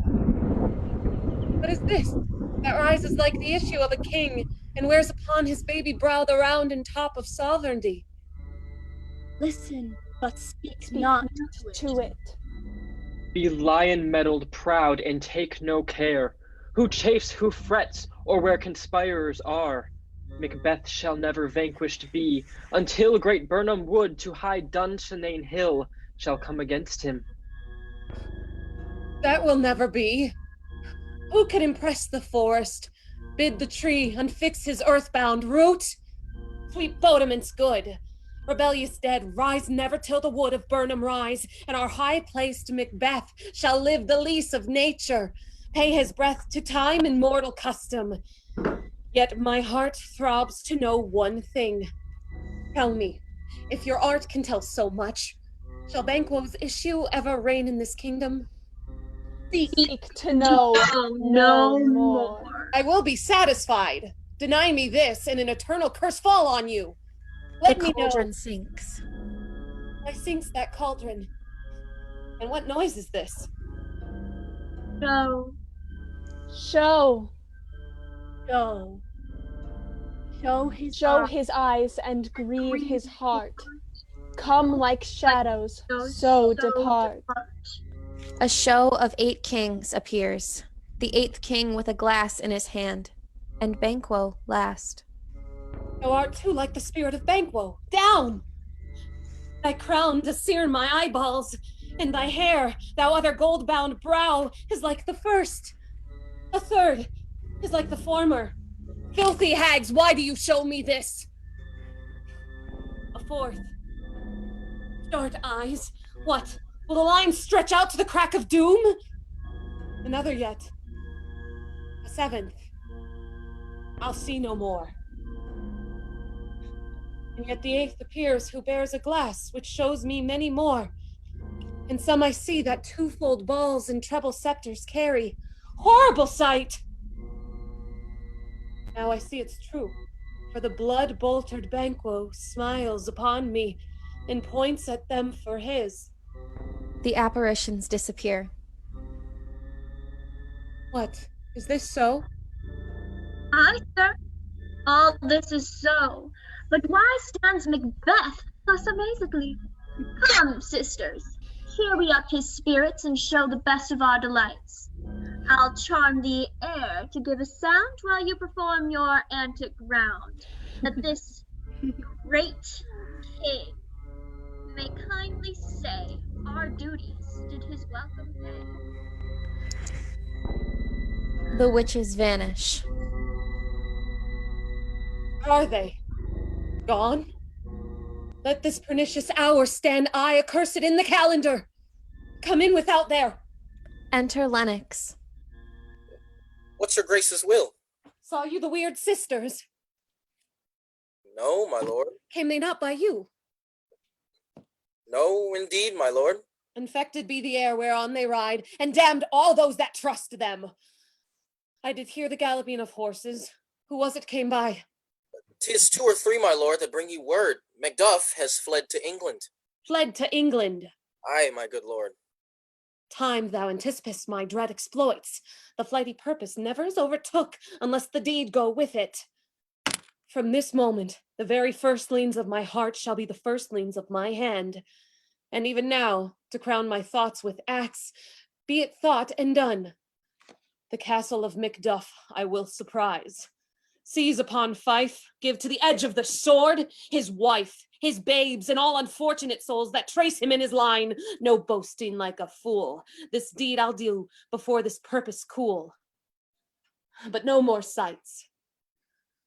Where are these gentlemen? Come, bring me where they are. They exit. Act 4, Scene 2. Enter Macduff's wife, her son, and Ross. What had he done to make him fly the land? You must have patience, madam. He had none. His flight was madness. When our actions do not, our fears do make us traitors. You know not whether it was his wisdom or his fear. Wisdom? To leave his wife, to leave his babes, his mansion, and his titles in a place from whence himself does fly? He loves us not. He wants the natural touch. For the poor wren, the most diminutive of birds, will fight her young ones in her nest against the owl. All is the fear, when nothing is the love. As little as the wisdom, so runs against all reason. My dearest coz, I pray you school yourself, but for your husband, he is noble, wise, judicious, and best notes the fits o' the season. I dare not speak further. But cruel are the times when we are traitors and do not know ourselves, when we hold rumor from what we fear, yet know not what we fear, but float upon a wild and violent sea each way and move. I take my leave of you. Shall not be long, but I'll be here again. Things at the worst will cease or else climb upward to what they were before. My pretty cousin, blessing upon you. Fathered he is, and yet he's fatherless. I am so much a fool. Should I stay longer, it would be my disgrace and your discomfort. I take my leave at once. Ross exits. Sirrah, your father's dead. And what will you do? What will you do now? How will you live? As birds do, mother. What, with worms and flies? With what I get, I mean, and so do they. Poor bird, thou'st never feared the net nor lime, the pitfall nor the gin. Why should I, mother? Poor birds they are not set for. My father...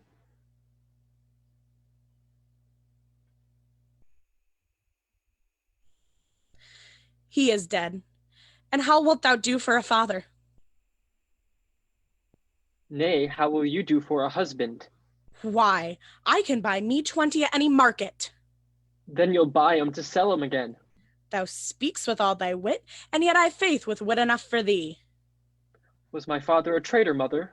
Aye, that he was. What is a traitor? Why, one that swears and lies. And be all traitors that do so? Everyone that does so is a traitor. And must be hanged. And must they all be hanged that swear and lie? Everyone. Who must hang them? Why, the honest men. Then the liars and swearers are fools, for there are liars and swearers enough to beat the honest men and hang up them. Now God help thee, poor monkey. But how wilt thou do for a father? If he were dead, you'd weep for him. If you would not, it were a good sign that I should quickly have a new father. Poor prattler, how thou talk'st. Enter a messenger. Bless you, fair dame, I may not you known. Thou in your state of honor I am perfect. I doubt some danger does approach you nearly. If you will take a homely man's advice, be not found here. Hence with your little ones. To fright you thus methinks I am too savage. To do worse to you were fell cruelty, which is too nigh your person. Heaven preserve you. I dare abide no longer. The messenger exits. Whither should I fly? I have done no harm. But I remember now I am in this earthly world, where to do harm is often laudable, to do good sometimes accounted dangerous folly.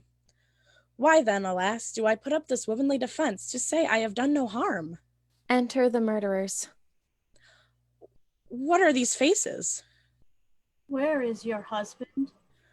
I hope in no such place so unsanctified where such as thou mayst find him.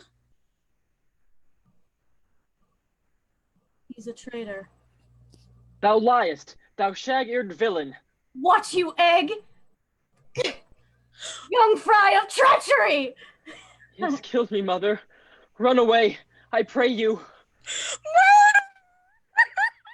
Lady Macduff exits, followed by the murderers bearing the son's body. Act 4, Scene 3. Enter Malcolm and Macduff. Let us seek out some desolate shade there and weep our sad bosoms empty. Let us rather hold fast the mortal sword and like good men bestride our downfall and birthdom. Each new morn, new widows howl, new orphans cry, new sorrows strike heaven on the face, that it resounds as if it felt with Scotland and yelled out like syllable of dolor. What I believe I'll wail, what no believe, and what I can redress, as I shall find the time to, friend, I will. What you have spoken may be so, perchance. This tyrant whose sole name blisters our tongues was once thought honest. You have loved him well. He hath not touched you yet. I am young, but something you may deserve of him through me, to offer up a weak, poor, innocent lamb to appease an angry god. I am not treacherous. But Macbeth is. A good and virtuous nature may recoil in an imperial charge, but I shall crave your pardon. That which you are, my thoughts cannot transpose. Angels are bright still, though the brightest fell. Though all things foul would wear the brows of grace, yet grace must still look so. I have lost my hopes. Perchance, even there where I did find my doubts, why, in that rawness left you wife and child, those precious motives, those strong knots of love, without leave-taking? I pray you, let not my jealousies be your dishonors, but mine own safeties. You may be rightly just, whatever I shall think. Bleed, bleed, poor country! Great tyranny, lay thou thy base ashore, for goodness dare not check thee. Wear thou thy wrongs, the title is afeard. Fare thee well, Lord. I would not be the villain that thou think'st for the whole space that's in the tyrant's grasp, and the rich east to boot. Be not offended. I speak not as an absolute fear of you. I think our country sinks beneath the yoke. It weeps, it bleeds, and each new day a gash is added to her wounds. I think withal there would be hands uplifted in my right, and here from gracious England have I offer of goodly thousands. But for all this, when I shall tread upon the tyrant's head, or wear it on my sword, yet my poor country shall have more vices than it had before, more suffer and more sundry ways than ever, by him that shall succeed. Enter Ross. See who comes here. My countryman, but yet I know him not. My ever gentle cousin, welcome hither. I know him now. Good God, but times remove the means that makes us strangers. Sir, amen. Stand Scotland where it did. Alas, poor country, almost afraid to know itself.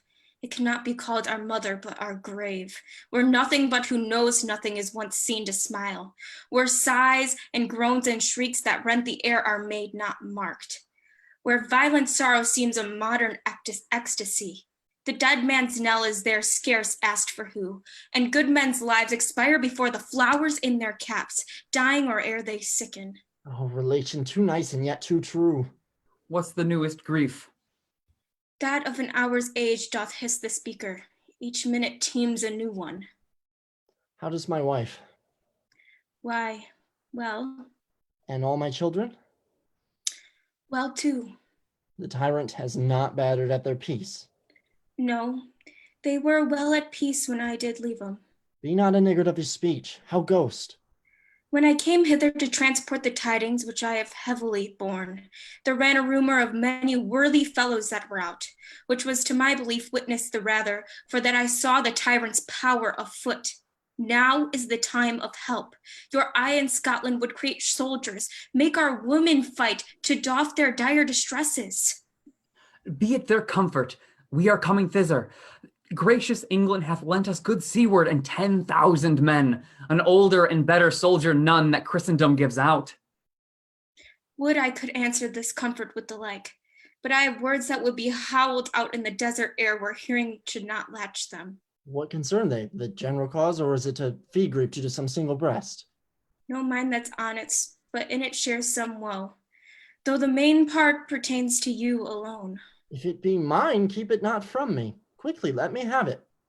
Let not your ears despise my tongue forever, which shall possess them with the heaviest sound that they ever yet they heard. Guess at it. Your castle is surprised, your wife and babe savagely slaughtered, to relate the manner whereon the quarry of these murdered deer to add to the death of you. Merciful heaven. What, man, ne'er pull your hat upon your brows? Give sorrow words. The grief that does not speak whispers the o'erfraught heart and bids it break. My children too. Wife, children, servants, all that could be found. I must speak from thence. My wife killed too? I have said. Be comforted. Let's make us medicines of our great revenge to cure this deadly grief. He has no children. Oh, my pretty ones. Did you say all? Oh, Hellkite! Oh! What? All my pretty chickens in their dam at one fell swoop. Dispute it like a man. I shall do so, but I must also feel it as a man. I cannot but remember such things that were most precious to me. Did heaven look on and would not take their part? Sinful Macduff, they were all struck for thee. Not that I am, not for their own merits, but for mine, fell slaughter on their souls. I can rest now. Be this the whetstone of your sword. Let grief convert to anger. Blunt not the heart, enrage it. Oh, I could play the woman with mine eyes and the braggart with my tongue. But gentle heavens, cut short all intermission. Front to front, bring thou this fiend of Scotland and myself. Within my sword's length set him. If he escape, heaven forgive him too. This tune goes manly. Come, we go to the king. Our power is ready. Our lack is nothing but our leave. Macbeth is ripe for shaking, and the powers above put on their instruments. Receive what cheer you may, the night is long that never finds the day. They exit. Act 5, Scene 1. Enter a doctor, a physic, and a waiting gentlewoman.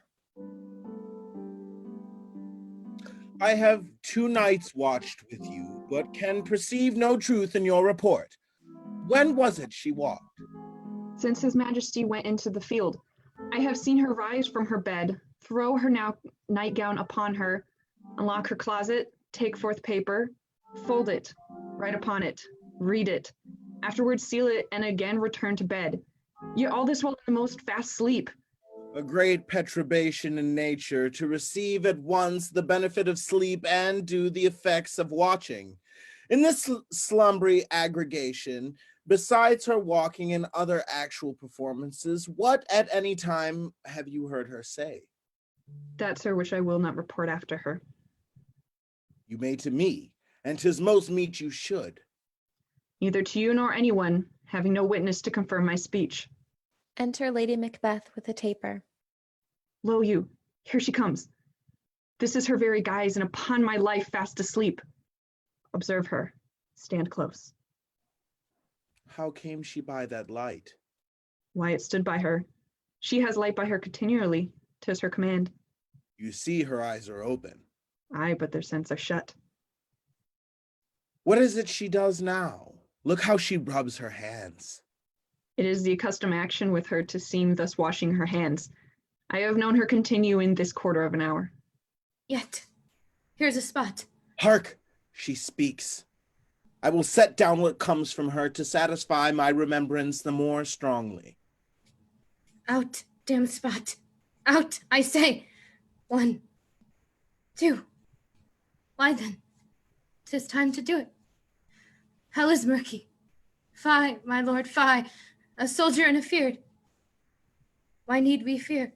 Who knows it when none can call our power to account? Yet, who would have thought that the old man to have so much blood in him? Do you mark that? The Thane of Fife had a wife. Where is she now? What, will these hands never be clean? No, More on that, my lord, no more on that. You mar all this with starting. Go to, go to. You should have known what you should not. She has spoken what she should not, I am sure of that. Heaven knows what she has known. Here's the smell of blood still. All the perfume of Arabia will not sweeten this little hand. What a sigh is there! The heart is sorely charged. I would not have such a heart in my bosom for the dignity of the whole body. Well, well, well. Pray God it be, sir. This disease is beyond my practice, yet I have known those which have walked in their sleep, who have died holily in their beds. Wash your hands. Put on your nightgown. Look not so pale. I tell you yet again, Banquo's buried. He cannot come out on his grave. Even so. To bed, to bed. There's a knocking at the gate. Come, come, come, come. Give me your hand. What's done cannot be undone. To bed, to bed, to bed. Lady Macbeth exits. Will she now go to bed? Directly. Foul whisperings are abroad. Unnatural deeds do breed unnatural troubles. Infected minds to their deaf pillows will discharge their secrets. More needs she, the divine, than the physician. God forgive us all. Look at her. Remove from her the means of all annoyance and still keep eyes upon her. So good night. My mind, she has mated and amazed my sight. I think, but dare not speak. Good night, good doctor. They exit. Act 5, Scene 2. Enter Menteith, Caithness, Angus, Lennox, and soldiers. The English tower is near. Let up my Malcolm. Is up with Stewart. The good Macbeth. Revenge is burdensome.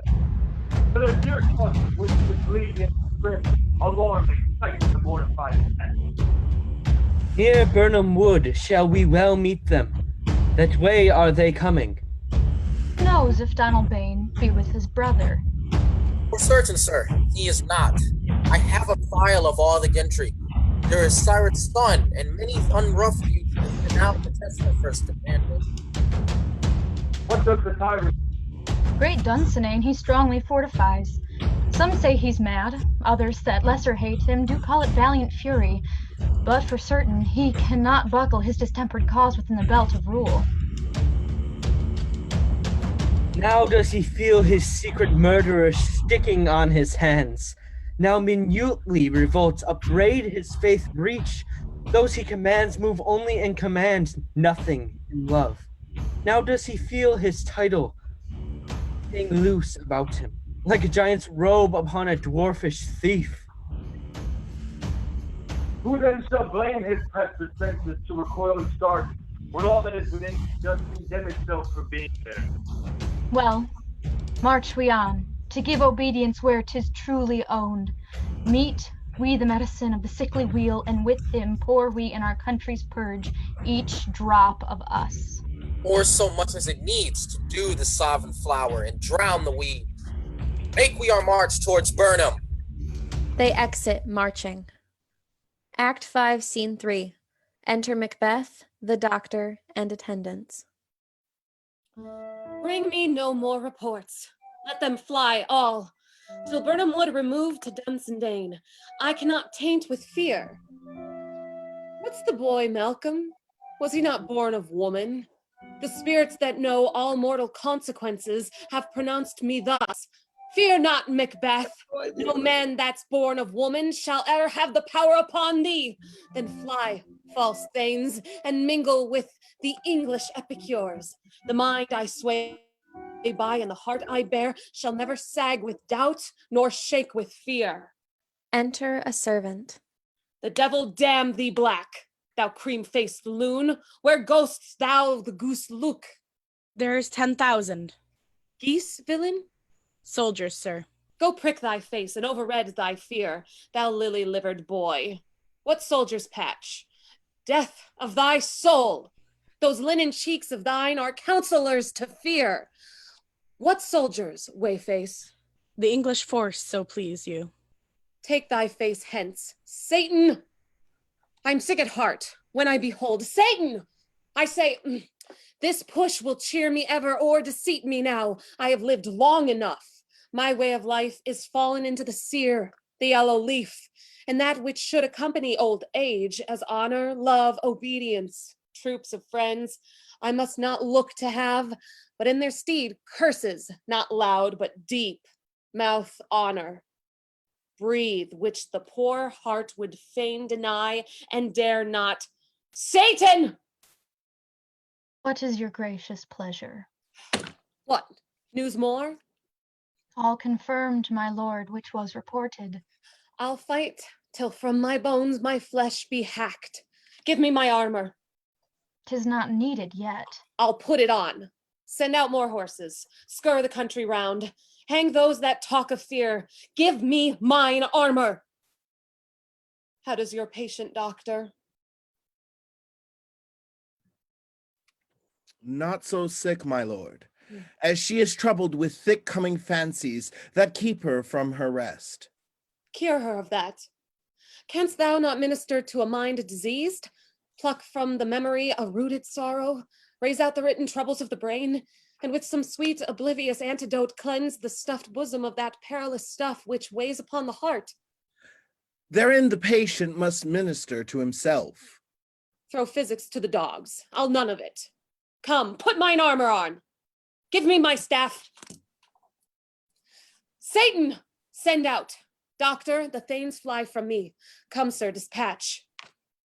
If thou couldst, doctor, cast the water of my land, find her disease, and purge it to a sound and pristine health, I would applaud thee to the very echo that should applaud again.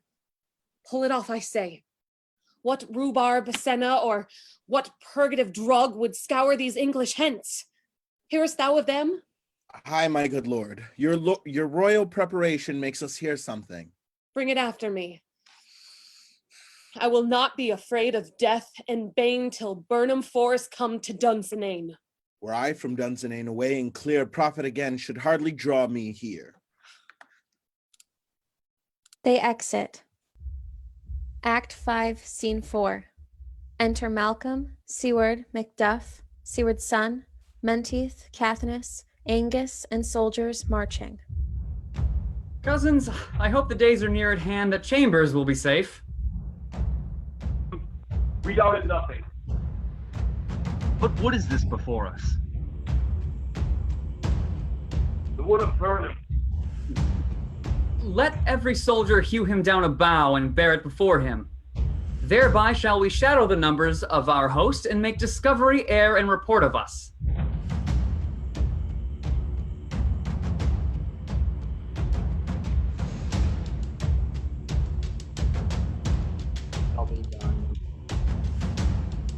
Learn no other but the confident tyrant keeps still in Dunsinane and will endure our setting down before it.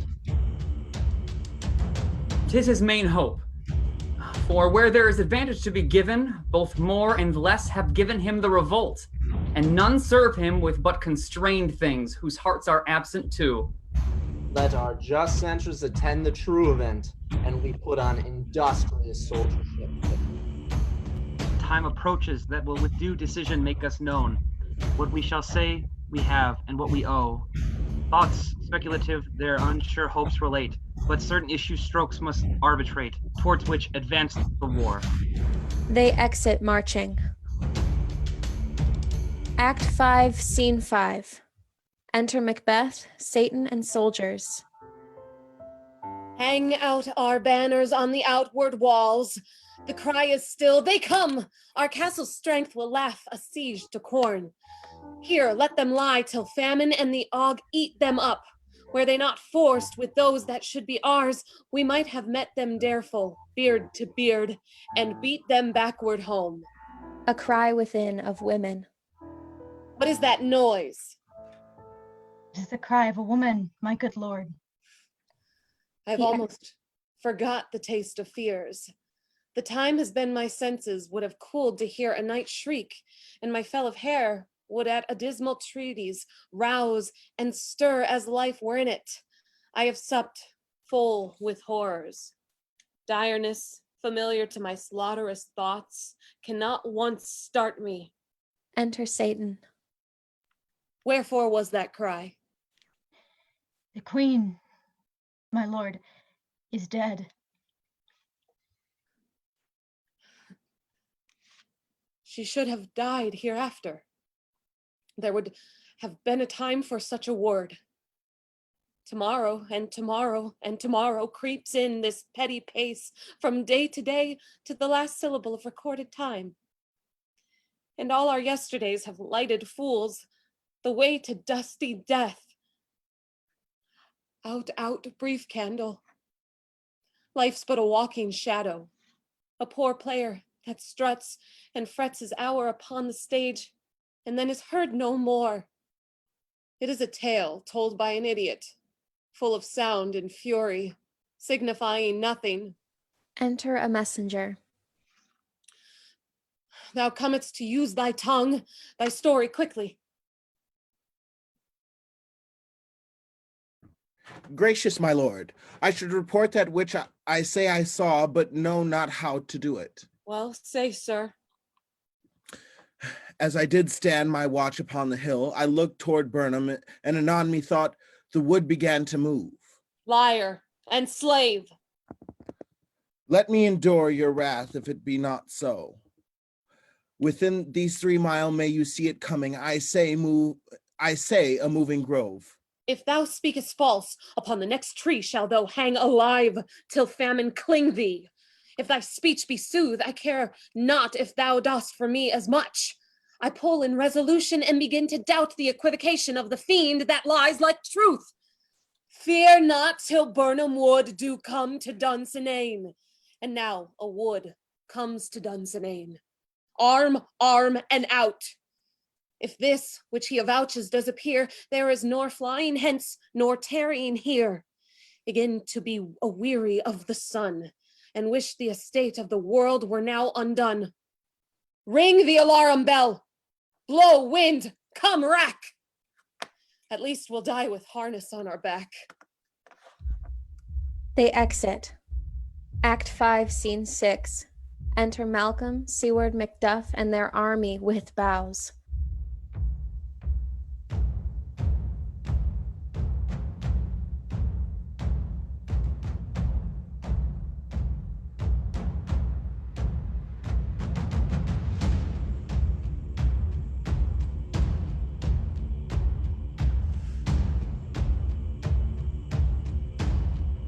Fare you well.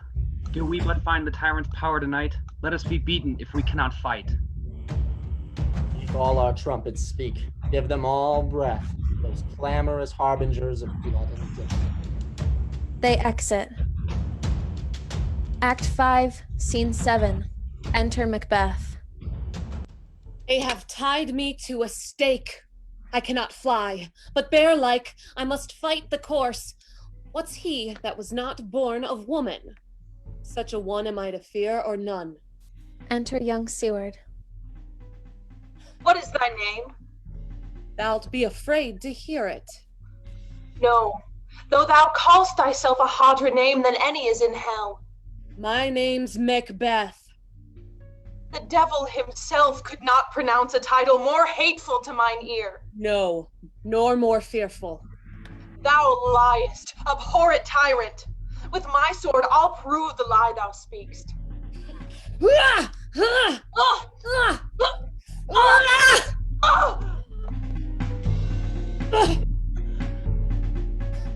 Thou was born of woman. What swords I smile at, weapons laugh to scorn, brandished by the man that's of a woman born. He exits. Enter Macduff.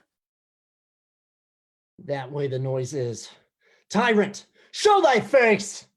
If thou beest slain and with no stroke of mine, my wife and children's ghosts will haunt me still. I cannot strike at wretched kerns whose arms are hired to bear their staves. Either thou, Macbeth, or else my sword, again with an unbattered edge, I sheathe undeeded. There thou shouldst be by this great clatter, one of greatest note seems brooded. Let me find him fortune, and more I beg not. He exits. Enter Malcolm and Seward. This way, my lord. The castle's gently rendered. The tyrant's people on both sides do fight. The noble thanes do bravely in the war. The day almost itself professes yours, and little is to do. We have met with foes that strike beside us. Enter, sir, the castle. They exit. Act 5, Scene 8. Enter Macbeth. Why should I play the Roman fool and die on mine own sword? Whiles I see lives, the gashes do better upon them. Enter Macduff. Turn, hellhound, turn! Of all men else I have avoided thee, but get thee back. My soul is too much charged with blood of thine already. I have no words. My voice is in my sword. Thou bloodier villain than terms can give thee out! Ah! Thou losest labor, as easy mayest thou the entrenchant air with thy keen sword impress as make me bleed. Let fall thy blade on vulnerable crests. I bear a charmed life, which must not yield to one of woman born. Despair thy charm, and let the angel whom thou still hast served tell thee Macduff was from his mother's womb untimely ripped. Accursed be that tongue that tells me so, for it hath cowed my better part of man. And be these juggling fiends no more believed that palter with us in a double sense, that keep the word of promise to our ear and break it to our hope. I'll not fight with thee. Then yield thee, coward, and live to be the show and gaze o' the time. We'll have thee as our rarer monsters are, painted upon a pole and underwrit. Here may you see the tyrant. I will not yield to kiss the ground before young Malcolm's feet, and to be baited with the rabble's curse through Burnham Wood, be come to Dunsinane.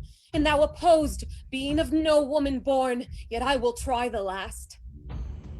Before my body, I throw my warlike shield. Lay on, Macduff, and damned be him that first cries, "Hold! Enough!"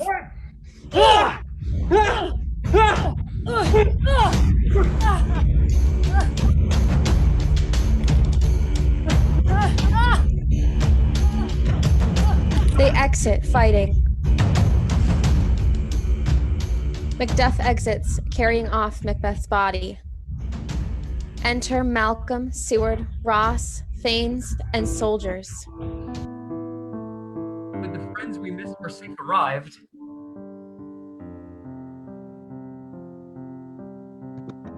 Some must go off, and yet by these I see so great a day as this is cheaply bought.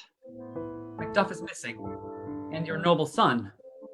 Your son, my lord, has paid a soldier's debt. He only lived but till he was a man, the which no sooner had his prowess confirmed in the unshrinking station where he fought, but like a man he died. Then he is dead. Aye, and brought off the field. Your cause of sorrow must not be measured by his worth, for then it hath no end. Had he his hurts before? Aye, on the front. Why then, God's soldier be he. Had I as many sons as I have hairs, I would not wish them for a fairer death, and so his knell is knolled. He's worth more sorrow, and that I'll spend for him. He's worth no more. They say he parted well and paid his score, and so, God be with him. Here comes newer comfort. Enter Macduff, holding Macbeth's head. Hail, King! For so thou art. Behold, where stands the usurper's cursed head. The time is free. I see thee compassed with thy kingdom's pearl, that speak my salutation in their minds, whose voices I desire aloud with mine. Hail, King of Scotland! Hail, Hail, King of Scotland! All attendants kneel at King Malcolm's feet. We shall not spend a large expense of time before we reckon with your several loves and make us even with you. My thanes and kinsmen, henceforth be earls, the first that ever Scotland in such an honor named. What's more to do, which would be planted newly with the time, as calling home our exiled friends abroad that fled the snares of watchful tyranny, producing forth the cruel ministers of this dead butcher and his fiend-like queen, who as 'tis thought by self and violent hands took off her life. This and what needful else that calls upon us by the grace of grace we will perform in measure, time, and place. So thanks to all at once and to each one whom we invite to see us crowned at Scone.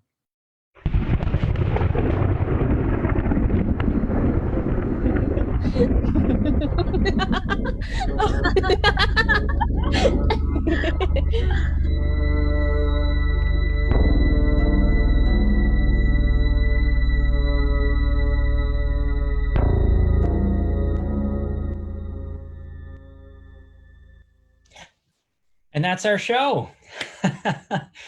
Thanks again, everybody, for attending, and congrats to our graduating seniors, Abby Burgess as Banquo, Melanie Frasca as Lady Macbeth, and Vincent Frank for composing tonight's original music. If you like what you saw, you can also catch The Merchant of Venice tomorrow night at 9 p.m., performed by our friends at Midland Center for the Arts. And please like the SVSU Theater Department Facebook page, and please stay safe and sane. Have a great night, everybody. Thanks again.